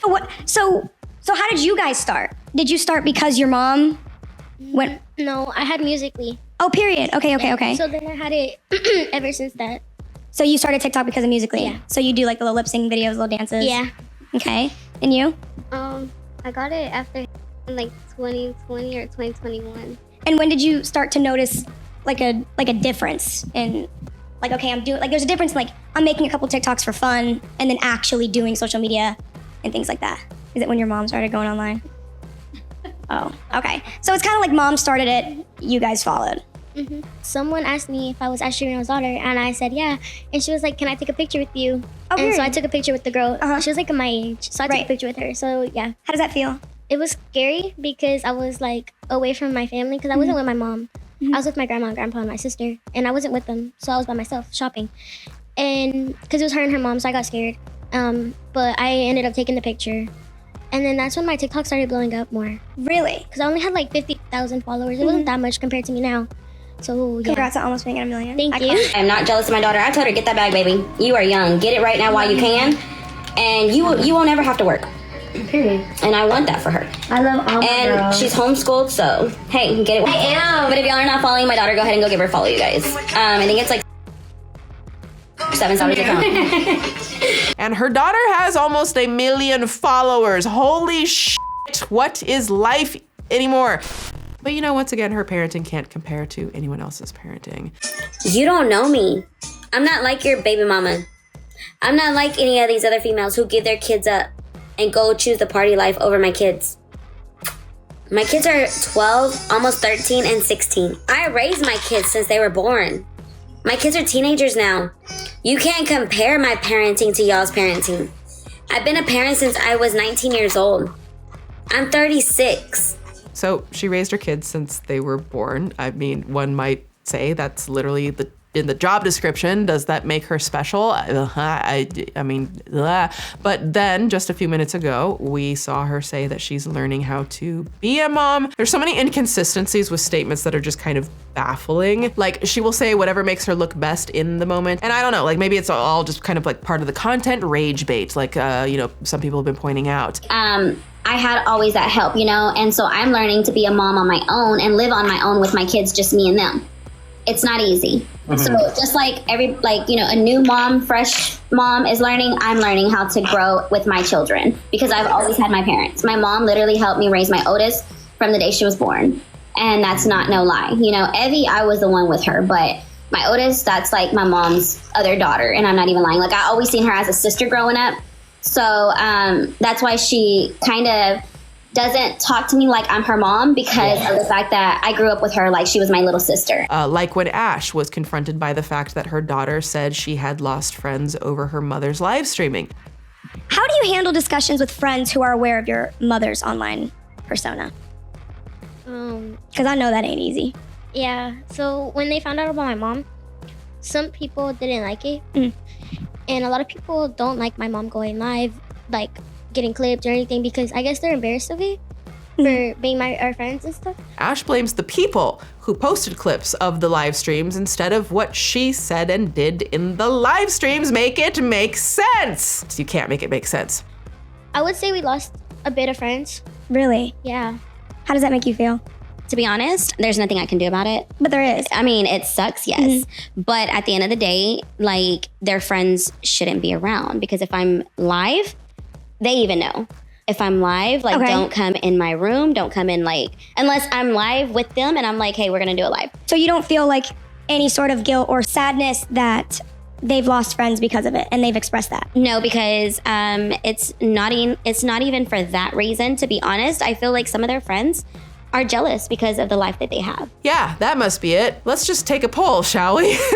Do you think that Ash's daughters lost friends because they were jealous of them having Ash as a mom and the lifestyle they're living? Or do you think maybe it's something else? Let me know your thoughts in the comments. But wait, there's more. They don't go to school anymore. They're homeschooled. No, Ash Trevino, homeschool teacher. You know, they can just get up and leave, take a trip. And honestly, I mean, there's reasons why I pulled Haley out of school because she wasn't talking to certain friends anymore also. One more time for the people in the back. Ash Trevino, homeschool teacher. Is that even legal? Well, unfortunately, yes. I am livid and I quote. The courts have determined that Texas homeschools are private schools for the purpose of compulsory attendance. Therefore, homeschools are not regulated, do not require teacher certification or third-party curriculum approval, and are exempt from compulsory attendance laws. Are you kidding me? You don't need a certification of any kind whatsoever? Not even like an hour-long webinar, perhaps? Quote, absolutely not. There is no requirement to be a certified teacher or hold any other type of certification or degree to homeschool in Texas. Any parent can homeschool their children. Son of a bitch, mother, this show, I just as a of the Texas and the and what the we doing in these bitches, and we're getting the in the and I'm so tired of the Sorry, I got a little lost in the moment. I just have one question. Article. Does any parent also apply to Ash Trevino? I'm just asking for a friend. Also, hold on a second. When was she homeschooling them? Because she was working a 9 to 5 at the dental office and then on TikTok all night, right? Yeah, I did have a 9 to 5. And was this happening anyway? It was still happening, yes. I've worked at my last job that I had.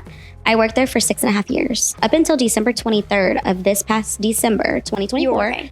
I got fired. And I just put that out there, literally on TikTok, because people were like, you don't know how to work, you don't have a job, you don't have this, you don't have that. Well, why do y'all think I wasn't coming on TikTok till 6 o'clock, 7 o'clock, my time? I had a 9 to 5. I worked. Your boss saw your... This is the nature of Ash Trevino. The more you find out, the less you know, and the more questions you have. This isn't a rabbit hole. The story of Ash Trevino is a black hole.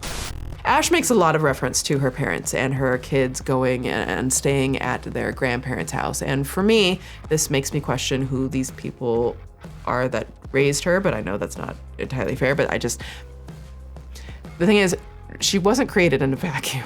And like she admitted about her jealousy towards her daughter, Ash had issues way before her social media days. Santos today, like my mom, you know, she doesn't talk to me right now. And I was like, I don't know how to feel. Like my mom was my best friend, you know, like whenever I was sick, I'd be like, Mom, what do I do? You know, and I can't call her right now because this social media stuff has ruined my relationship with my family. And I'm not even lying. And that's why he was like, what are you doing for Christmas? I said, I'm gonna be alone. Like my kids are gonna be with my family. I'm gonna be alone. Like my mom was my best friend. Like she was in my delivery room for both of my kids. Like I've never had this much struggle with my mom, like since social media took over, you know?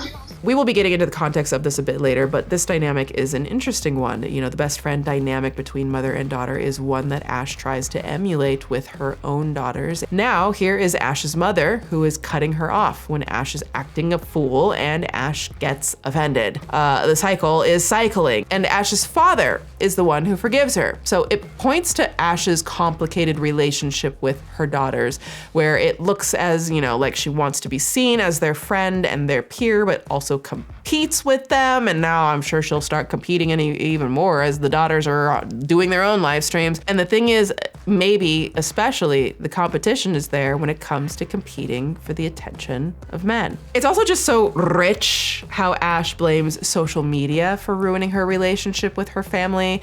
Like social media itself is a living, breathing entity that has its own agenda and that she has absolutely no fault or accountability for any of it. I think that maybe sometimes she can exploit situations to get views. I'm gonna be real, yeah. Because that's the game. But that's your kid. No, not with them. She just said yes. But have you done that in the past? Have you taken a situation and used it for views regarding No. kids? Would you feel like maybe she has done that ever? Yeah, but not me, my sister. You've taken her when she was sick and you're begging for money. When? You said send the Galaxy to know about my baby girl's health when I was in the hospital. Oh, that's because, yeah, that was like a while back though. But you weren't even in the hospital. Yeah, You were but just no, but I still didn't like that. But we've already. But you wanted my information out for a Galaxy. So what do her daughters think about all this TikTok clout? I feel like I'd rather go back to my old life. Yeah, we have money and I mean, I don't like being online publicly. Like, And yeah, I understand that. Yeah. Especially you're so young. Yeah. And growing up, that's why I'm homeschooled too. In the beginning of school, people noticed my mom. And I got like in the cafeteria, a lot of stares. And so if I could, I honestly would go back to my old life, to being a nobody to people. Because that's when I was more confident, didn't care how I look. And now since I'm publicly, I've cared more about how I look, how I go out. And stuff. Well, I think that about covers it. Ash's TikTok career has robbed her own daughters of their confidence, and Ash doesn't seem to care one bit, does she? Let that sink in. Like, I don't even need to address the fact that her daughters are also exposed to things like adult toys at this point, but here's Ash in her own words. There's not gonna be like visuals or it happening, but here's her kind of defending when she got called out for that. And why do people support you when you have adult toys in front of your minor kids? Do they up? They still touch on. What should we call They this? don't touch that Then why do they say, oh, what should we call this? Does it matter, Fonzie? Like, to be honest, my kids are not babies. Now, if you have a horrible sinking feeling in your gut, you're not the only one. You were on TikTok Live while someone was getting in the backseat of your car. Why did you keep filming? Okay, so with that, she knew I was on live.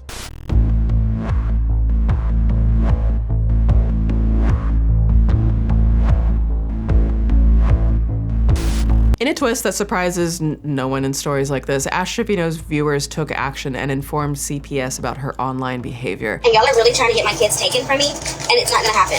Do you know how many CPS cases I've had on me in the last 4 months, and I still have custody of my kids? Like, you do understand when you call CPS, you have to have actual proof that they're in an unfit condition, right? Like, you really have to have proof that my kids are really being not taken care of. You do understand that, right? For those of y'all that love to call CPS on me, y'all do understand.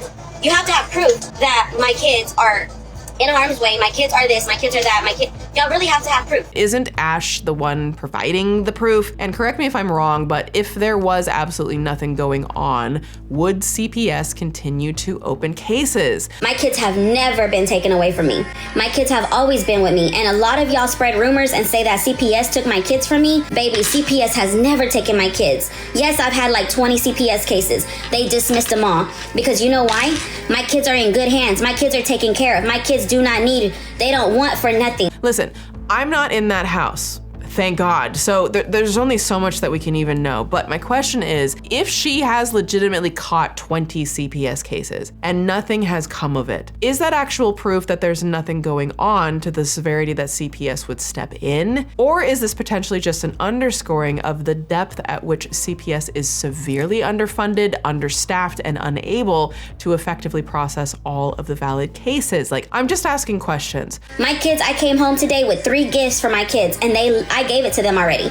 And it was all Hello Kitty stuff. My kids get stuff every day. Y'all want to talk about my kids not having a bed. Y'all want to talk about my kids not having this. You know what? At the end of the day, my kids are fixing up their room right now. Because remember, I told y'all, it was a junk room because they moved out. My kids are back home for good, you guys. And y'all can't take that from me. I'm not gonna lie, in my personal opinion, the constant deflection of buying her daughters whatever they want as a means to distract from any potentially valid concerns of harm in any way of her daughters is deeply alarming. So, like, I try to tell everybody, but of course, you know, I'm always going to be the villain in their book. You know, they've already got this persona that they have of me, and that's just who I am to them. So, honestly, I've raised my kids since they were born, never left their side. Till this day, still have not left their side. But people would say that they're with their grandparents majority of the time. Well, the little one does live with me, but recently she went back for a bit. I've never been the one to be like, no, you can't go to their house, you know.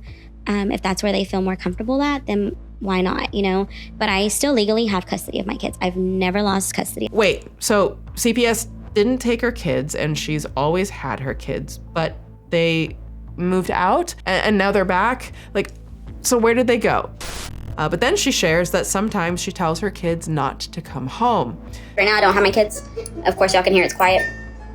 You know, coming home and like seeing this empty house, it's sad, you know? Like, it brings me back to when I didn't have them. Right now, I don't have them for me because I told them to go back right now. They were not taken from me. I literally, because I know there's going to be rumors circulating, oh, her kids got taken from her. No, my kids did not get taken from me. Tana texted me and was like, Mom, we're going to go back. I said, no, don't come back right now.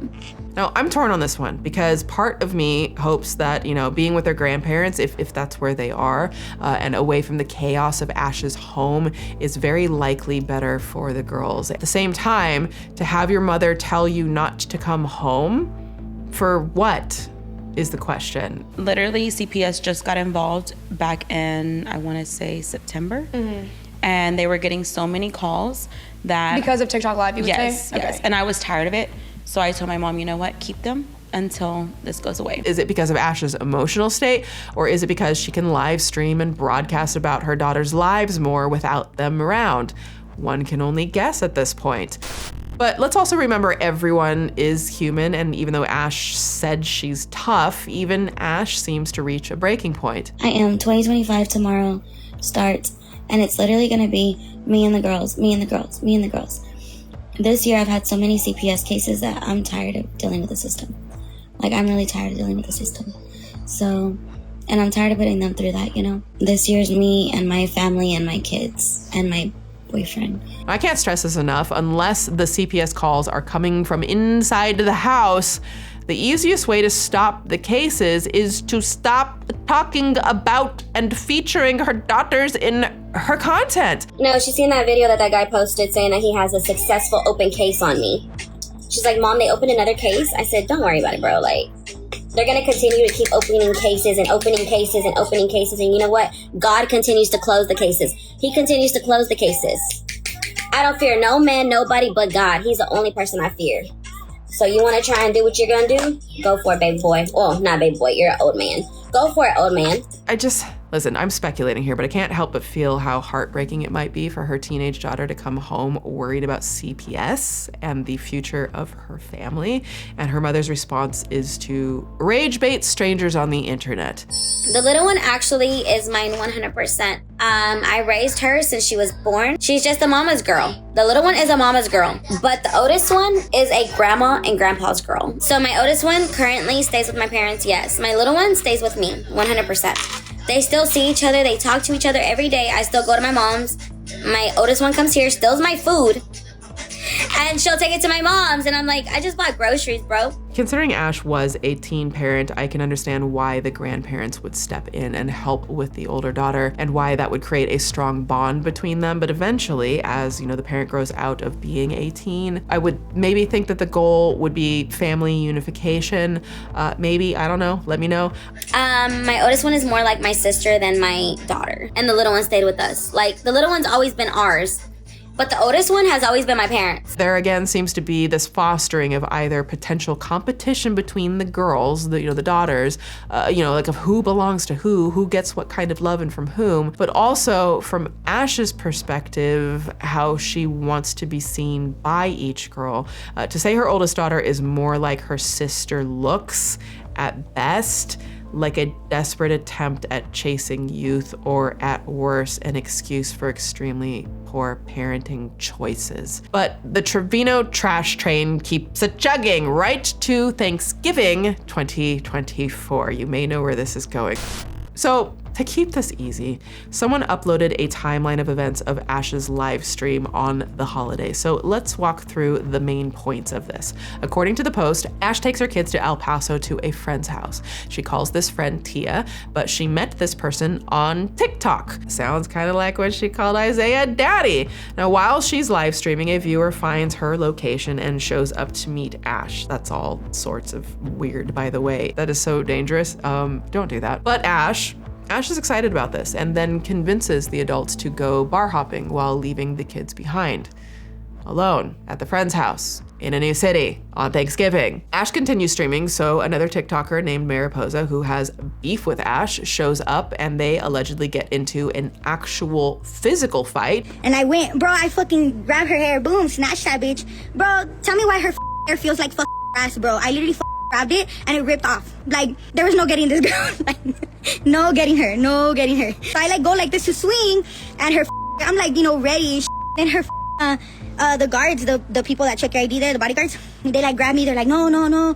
Somehow Ash escapes and the group gets back to the friend's house to find the younger daughter sick with a fever and the older daughter nowhere to be found. Then somehow the friend's ex comes over and allegedly physically harms Ash's friend in front of everyone. My ex is here. And he won't get out of my house.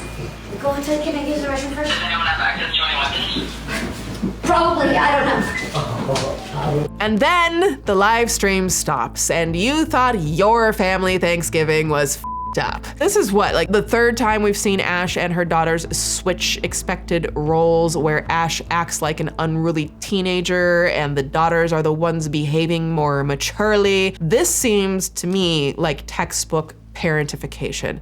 As defined by Psychology Today, quote, parentification is a role reversal in families in which the child acts as the parent in the family system. For instance, emotional parentification can take the form of a child mediating between family members, acting as a parent's therapist, or being privy to their parents' adult problems, such as a single parent's dating struggles or financial woes. Allegedly, like we saw it when Ash said the older daughter would like help her raise the baby. We saw it when she said her daughter was like a sister to her. We saw it with the lack of discipline and respect in Ash's household. Like it's kind of no wonder that the older daughter gets out of the house. Like there's no reason for her to even stay, seemingly no authority for her to answer to.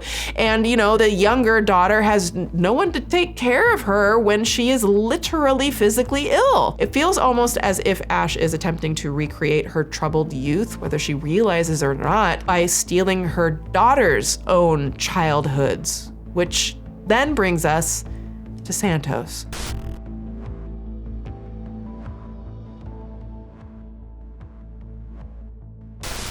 It's my new in a bit, cool in a bit. You wanna know how I smell? As Santos, he never smell well. Oh, sorry, hun. She can't be bothered to help you when you're sick. She's singing along to Santos' song.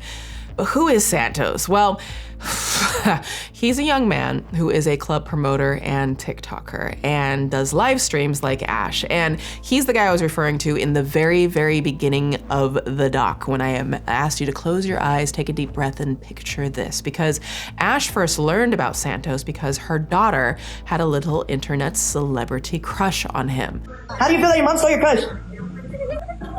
Santos, how do you feel about being bald? Why would you ask her that? Why would you ask her that? Aw, so cute. A little teenage crush, sharing it with your mom. That's so sweet and innocent and normal. But what's not sweet and innocent and normal is for your mom to see your internet celebrity crush, pursue him, and then record one of the most repulsive songs in the internet history with him. Because that song she was jamming out to was just that. It's called New New by an artist named Miss Gold, featuring Santos and everyone's favorite classy lady, Ash Trevino, and I hate that I know this.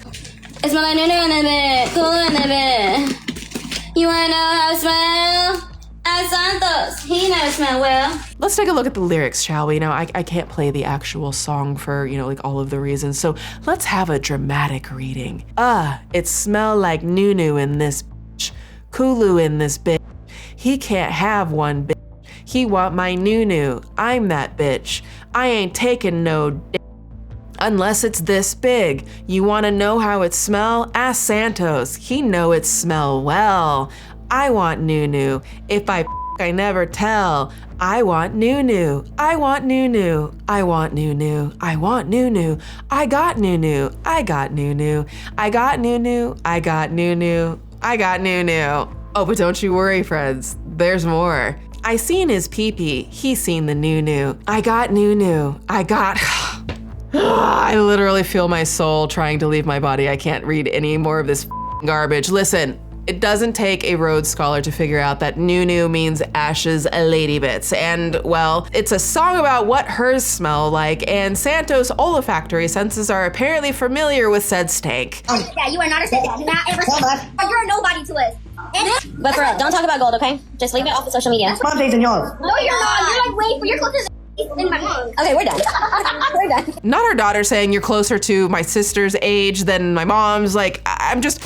But let's get back to it. Before the song, Ash and Santos start doing TikTok lives together. It always starts that way, and talking on the phone. Santos lives in LA, but thanks to Ash's experience with dating inmates, she's no stranger to long distance romance, so she knows how to keep it interesting. There's actually a particularly viral clip where Ash flashes Santos and the 13.4 thousand people watching the live stream. Yes, my friends, the ladies pepperones have entered the chat.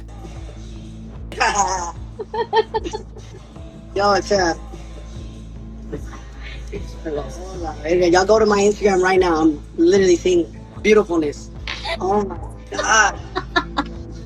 Oh, look, friends, there it went.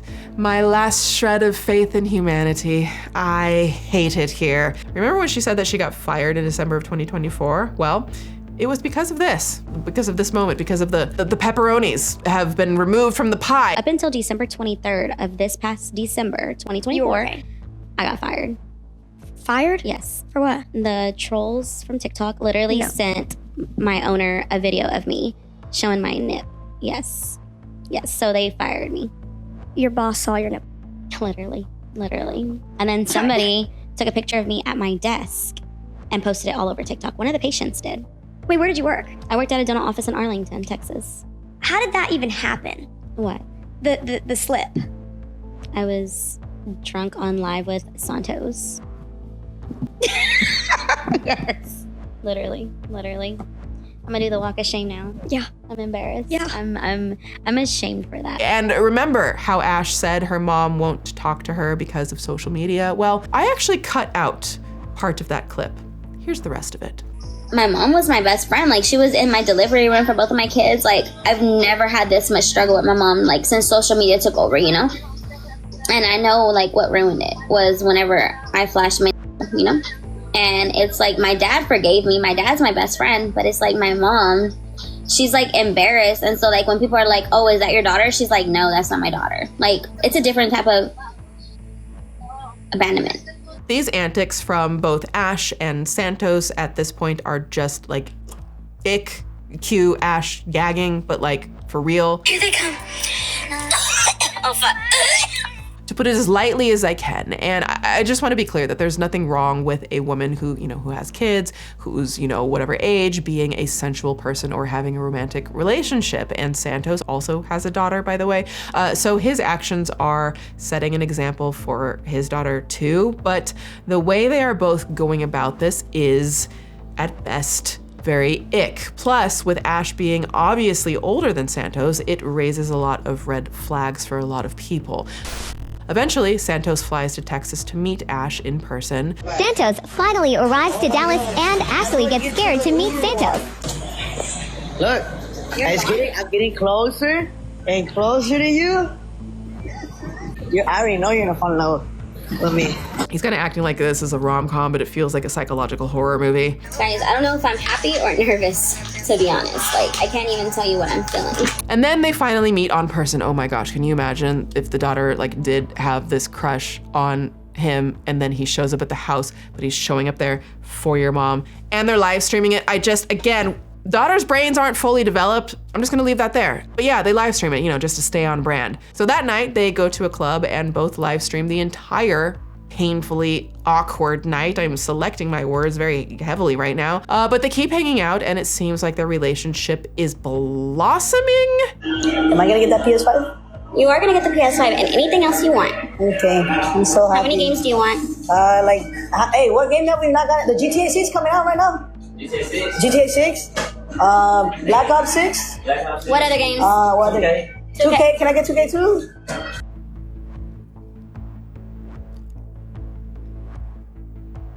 Sorry, I think I left my body for a moment. Is he using her for money? For clout? How is this attractive to her when he's literally clinging to her like a tiny baby and asking for presents? Isn't that her number one parenting hack, giving her kids presents? So now is she parenting her a boyfriend or whatever this is? I'm not the only one who got the ick from this. Lots of people started questioning the status of their relationship. So of course, Ash had to defend it. I've already seen his beepee and he's already seen my nunu, okay? Yeah, which brings us to that song. I've seen his beepee and he's seen the nunu. Wanna know how it smells? Santos, he does smell well. I got nunu. I got nunu. I got nunu. I got nunu. Now, they recorded it in December of 2024, and here's a fun little BTS for those of you interested in high quality music industry content. So we're not adding the part about the inmates? Yeah, we're not adding the part about the inmates. You can't make this like, honestly, I have invested so much of my life into her story that I'll never get back. So I kind of low-key want to know what that part was about the inmate thing that they were gonna write. Maybe she'll give it to us as a little present. You are gonna get the PS5 and anything else you want. Only by the time Christmas rolled around, Ash got a very different kind of present.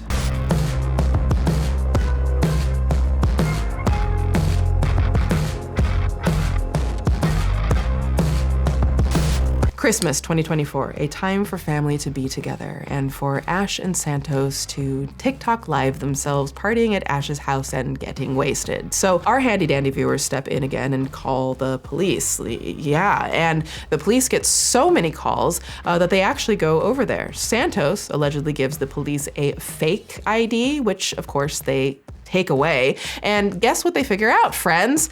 Baby boy Santos is only 19 years old, the exact age Ash was when she had her first daughter. Interesting. Yes. So you know, this gentleman is 19 years old, okay? So. But he's not drinking. I had a reason to be here. Yeah. Okay? Yeah. He's 19 years old.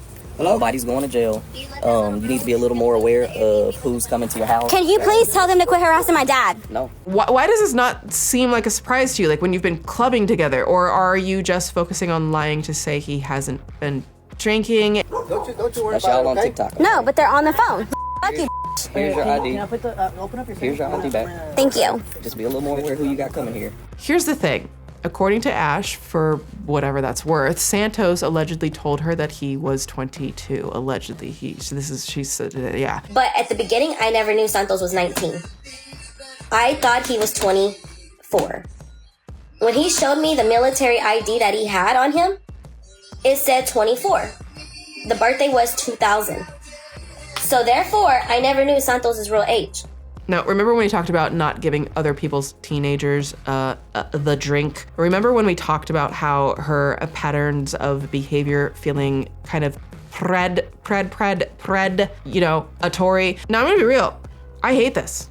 If Ash was younger, you know, I would hate it less, but she's 36 years old, heavily implying that she slept with someone 19 to the point of writing a song about it. You wanna know how I smell? Santos, he never smelled well. To be completely fair to the point that it hurts me, and we have to say this, as far as the law is concerned, Santos is a legal adult and he can do as he wants. But a 17-year age gap for a teenager in what she's saying they were doing, in my opinion, is disgusting. Makes the clip of her talking about buying him video games and talking in a baby voice all the more disturbing. And the thing is, the responsibility here lies on Ash, the significantly older adult. But you know, in what she would probably describe as a Christmas miracle, the cops leave after issuing a warning and Santos is literally crying. And I don't even care if it has something to do with, you know, like his alleged fake ID being taken away, which is, you know, what was being said, because, you know, that would shut down his promoter business that he's literally not even old enough to have because he's not 21. Fuck, I can't even get walls right now, bro. Yeah. Stop. I got you. I told you that. I told you I got you. I got you. I got you, babe. I got you, babe. Stop. I got you. Stop. I don't even care if that's the reason. I just see this dude crying at this point. And it's just like, she is the reason. Again, his prefrontal cortex is still under construction. So the responsibility to not allegedly exploit someone or allegedly prey on someone with, you know, this big 17-year gap is on the grown ass adult in the room. And then the thing is, when I see literally like minors walk up, you know, and take selfies with her, like it's very easy to be concerned that one of them might fall in this trap, and maybe they won't be public figures like Santos and won't have the perceived protection that Santos does, you know, because he's a public figure and live streaming and people are maybe paying more attention to what could be happening. If someone's not a streamer, you know, and they're not in the public eye, they could get swept up and like nobody knows. Santos isn't the only young man Ashley has orbiting around her hemisphere. So, you know, keep in mind that Ash Trevino has racked up over 1 million followers on TikTok, you know, before her first account was, you know, restricted from going live. Her backup account was also almost at 1 million. Her streams have tens of thousands of viewers. Sometimes over 100,000 people are tuned in to watch her. Why? Fuck if I know, but these young male TikTokers see what Santos is doing and they want some of that clout. Yes, Ash Trevino has real clout. Think about that. Jeffree Star is smelling it. Okay, well, you may have broken records, but you ain't doing shit now. Bro, you don't got no food stand like me. You don't got, bro. I be doing everything. What do you say he's on? What'd you say? You're on food stamps? That's not my problem. Let's go, you guys. 13 seconds left. That sounds like a you problem, sweetie. That's Okay. exactly what he said. He said I was homeless 10 years ago. I ain't worried about nobody. I ain't worried about nobody, bitch. No comment. Even Perez Hilton is taking a whiff and smelling it. I just roll the clip. Is Santos your new boyfriend? People No, are saying? he's just a boy toy. And he's 19? How old are you? He's here for the tea. I'm trying to get the tea. No, I didn't know he was 19 at first. Wait, you're pregnant? Somebody said you're pregnant? No, I got rid. No, I'm not pregnant no more. Now, this isn't that good fresh clout, mind you. I don't think this clout is actually going to get you much of anywhere, but currently she has some of that, bargain basement about to expire clout, and some people want it, and we'll get to them in a minute, but some people don't. So Ash is so high on her new smell, she'd be sliding into all kinds of DMs. Some people, probably, maybe most people actually, don't want this kind of attention from Ash. Whirl, the amount of blue and not in those messages should tell you all that you need to know. He is not interested. Now, y'all can pause if you want to read the full thing, but one part in particular I want to clock is that this creator, Stephen James, was really quick to share the harassment he was receiving from Ash, that he made a TikTok of her DMs without fully covering her phone number, that she gave him unsolicited, by the way, so I'm not gonna put that slide up. So obviously a ton of people called her, and she was upset that he leaked her number, so she said he can either come to Texas to see her or she would sue him. I think that's literally blackmail? Is that blackmail? I'm just asking questions. But here's the thing, some people do want that discount clout. Some people are all about it, like this guy. Or this one, that's Decane, and he's at the center of the most recent Ash Trevino disaster. Decane is a TikTok star with 1.7 million followers. He gained popularity for his lip-syncing videos, so he has a ton of followers for doing the least possible work, and not only that, he has an ankle monitor.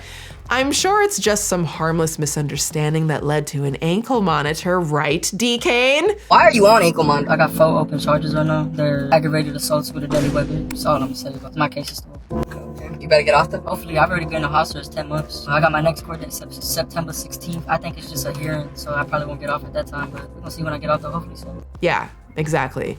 Aggravated A with a deadly weapon. In June of 2024. Cool. So this is right up Ash's alley, or Nunu, or whatever the just get these people away from me, please. So at this point, Ash has collected a posse of young men to be her entourage, and she planned a trip to San Antonio to have a meet and greet and then party with her boys. From what we could tell, it seems like most or all of these guys are, at least like legal adults or above the age of 18, right? So on January 12th, 2025, Ash announces her meet and greet in San Antonio. I think I do have a meet and greet today, though, you guys. We started off as close friends. I'm not gonna play with you. She's spotted at the mall posing for pictures, and then after the meet and greet, as the story goes, allegedly Ash and the Kinder crew attempt to go to a fancy steakhouse, but because they're all streaming live, the restaurant takes one look at them and reserves their right to refuse service. So bravo, sounds like someone wants to stay in business. You have no idea how smart of a choice that was. So where can these purveyors of clout go? Well, they take a fucking horse and carriage to the Rainforest Cafe. Yes, you heard that right. I couldn't possibly make that up. Bro, we're on a fucking horse and carriage. Hey! Can you tell that I have detached at this point? Somehow they all still have appetites after that, and they're eating at the Rainforest Cafe, and a woman walks up to the table and starts arguing with Ash. Enough so that the police show up. You remember Ash's favorite people in blue who she backs unconditionally. No, I'm not letting that go. So, as the cops are there and attempting to de-escalate the situation, they discover that Decane has a pew-pew. Bloody brilliant. Now, from what I could tell, it's unconfirmed, but there might have been 2 pew-pews and possibly some, a nose candy, and it could have all been in Ash Trevino's purse. The details are murky at best, but we do have one unnamed, unverified, uncorroborated, alleged eyewitness of the account. So like, it could be true, but I don't know that this has been verified. She saw GTA in cuffs with the cops and everything, and the cops were holding Ash's bag. And I saw them pull out a pew pew out of Ash's bag. That's what I saw. And then also for everyone who's confused about who got arrested, I saw that they put D-Kane in that truck van or the police van, as well as Bree's brother, I believe, and then D-Kane's girl or something like that, because she had powder and a pew pew as well. Yeah, so was Ash trying to cover for someone? Maybe. But because D-Kane was on probation and carrying a firearm, a violation of probation, that's straight to jail, dude. But don't worry, I'm sure once you're an official inmate, Ash will probably want to marry you. Let's speed run, since that seems to be what Ash Trevino is doing to this part of her career or the end of their career. I don't really know. D-Kane is arrested. D-Kane! She ain't no good news, D-Kane, it's all right.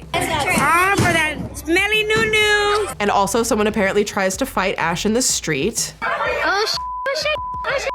And Ash herself was briefly detained for questioning, but it doesn't look like any charges are being filed thus far. Quote, Ash Trevino, known for her contentious TikTok persona and relationships with incarcerated individuals, was also detained briefly for questioning. So police have yet to confirm whether the charges will be filed against Trevino, but D-Kane's arrest has sparked speculation about his future, with fans expressing shock and concern over his possible probation violation. But, you know, Ash is a generous, caring, and never self-serving person, so she did make sure that D-Kane got out of jail. And for those of y'all that like to talk a lot of crap about me being a bad person, saying I'm the reason they got locked up, I'm the one that posted their bond and waited for them. And I only had 3 hours of sleep last night. I paid some of D-Kane's bond, and I paid the other guys. This additional weapons charge on top of his previous charges could put D-Kane in prison for a very long time.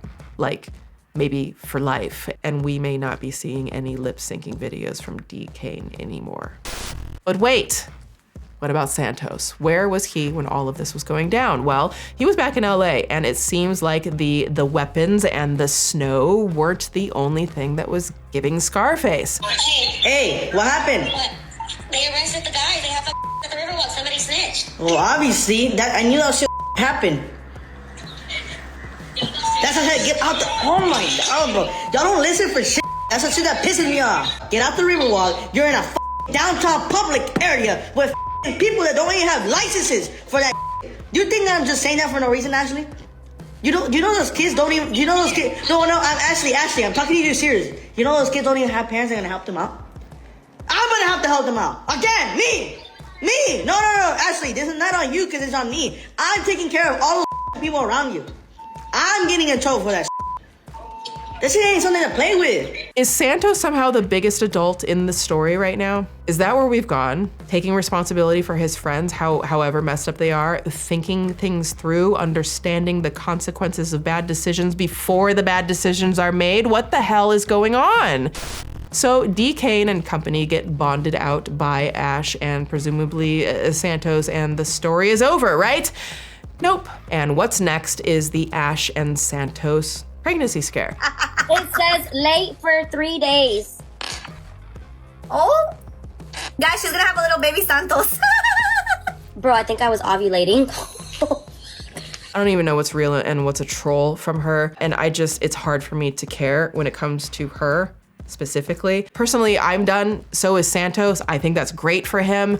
Mrs. Nunu, I'm officially done with you publicly and privately. I blocked your number and I got your man. Your kids sleep on air mattresses. I saw one of them pop. And no, it does not smell well. You can ask Santos. I don't know, Ash, what's worse, popped air mattress or bacterial vaginosis?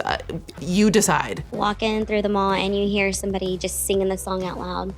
And then they're like, ask Santos, he knows smell well. And I'm like, oh my God, they know the song, We know the song. I don't know. Do you regret it?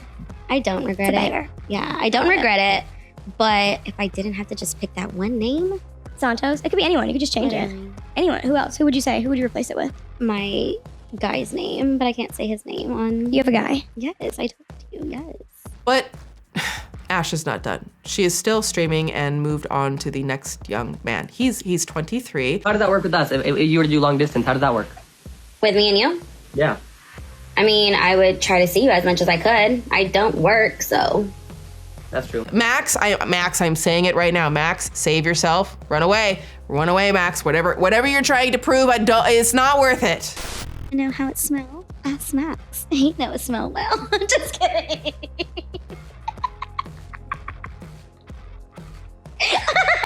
Are you trying to clip that? Well, no, we haven't met, but we're actually planning a time for me to. You haven't met? No, only online. Like we FaceTime. Yes, we FaceTime. He just got a haircut. There's no. Give her the mic. Give her the mic. You're cut off. That's your mother. How do you know he's not using you for the clout and views? Because you haven't met him before you're famous. Literally. No, because Max literally is not disrespectful. He does not care about the views. He does not care about the views. And whenever he is on live, he tells them, I'm not going to talk about it. See how many galaxies and lions you get, so he knows how much to ask you to pay. No. Literally, he's one of my biggest gifters on TikTok. Now, don't worry. After that podcast that Camilla did with Ash and the kids, yes, her daughters were there. Max was out. All right, guys. So I'm sure you all saw the podcast today with Camilla and Ash. Lots of eyes. I told Ash when I first started talking to her that's not what I liked, not what I want. Too many eyes on me. I'm just not comfortable with it. And like, I should have listened to you guys in the beginning whenever we said, don't get involved. I think I shouldn't have done it. I should have listened to you guys, and you guys gave me that Trevino effect or whatever you guys call it. I called her today, told her that I'm over. It's over. I can't do it anymore. It's too much. Opening TikTok and scrolling and seeing pictures of me, pictures of my family, is just too much. I really cannot do all this. So also, totally unsurprisingly, Ash and Camilla are fighting on TikTok almost as soon as the podcast dropped. And that's not shade to Camilla. She did try to challenge Ash many of times. That's just that's just Ash. Excuse me. If I would have known that podcast would have been the way it was, I wouldn't have done it. 100%. Wouldn't have done it. I would have protected the kids more.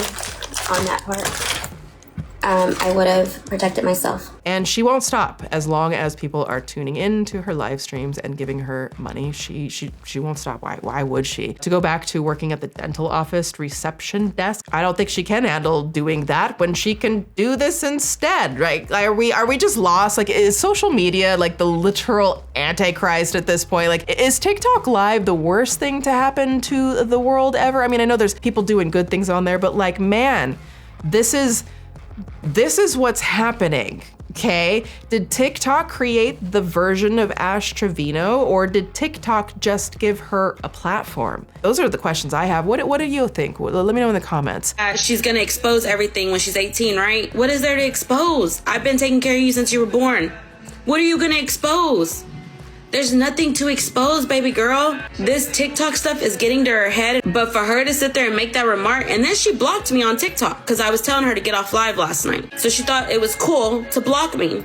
But what is she gonna expose? All the CPS cases have been closed. There's nothing my daughter can expose when she's 18. And the thing that I keep thinking about through this story is that this is all happening publicly. Think about the thousands, if not hundreds of thousands of these types of things happening with other people and potentially other teens around the world.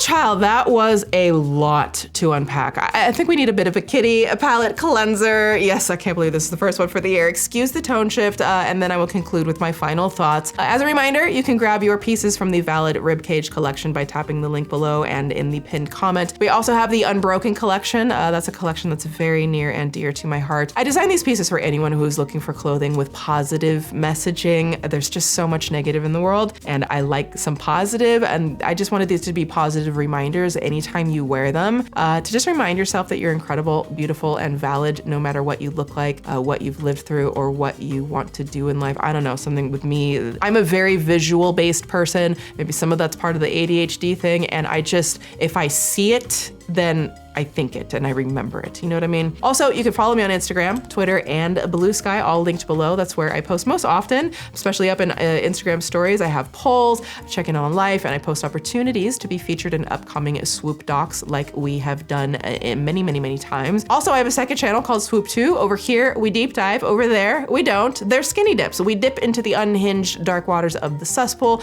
We have a lot of fun over there. It's much more casual. The videos are shorter, so welcome to the chaos. Also, again, Happy New Year. Thanks for being patient while I've been just putting my brain back together after everything that's been happening. I appreciate you all so much for being here. A huge thank you to our channel members and to our Patreon producers. I've been revamping the whole Patreon page and posting some special extended videos. Like there will be an extended Ash Trevino video that will drop exclusively on Patreon.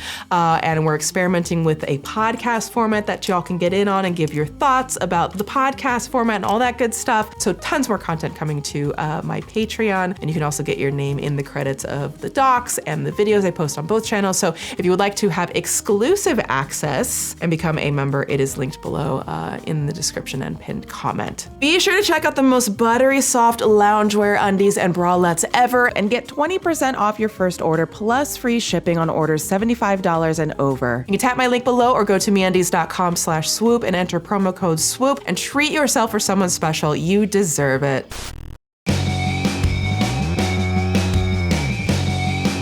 Ordinarily, I have something truly monumental and profound to share at the end of these docs, being that I am such a brilliant and humble bitch. I'm kidding. But honestly, y'all, I don't even know what to say at this point. Can we just like stop making people like this famous? Listen, I think there's a strong chance that Ash is desperately searching for any opportunity she has to be validated by men at nearly any cost, and for that, I actually feel bad for her. She could really use someone responsible in her life guiding her to get the help that she might need and heal some of that potential pain from her youth. I think everyone deserves that, no matter what they're doing. It sounds like she had a troubled childhood and is clinging to the very types of situations that are likely to perpetuate the cycle of a troubled life, maybe forever. I truly hope she finds some genuine, healthy mental and emotional support, because in the middle of all of this are her daughters. And based on what I've seen on some of their live streams, it doesn't appear that cycle is going to be broken anytime soon. I hope that I'm wrong about that, but I don't think that I am. So all I can hope is that her daughters are safe, and so are any of these guys who come in personal contact with Ash Trevino. But you know what? Of course, when there's nothing left to say, stay ready, stay petty, class dismissed. Swoop!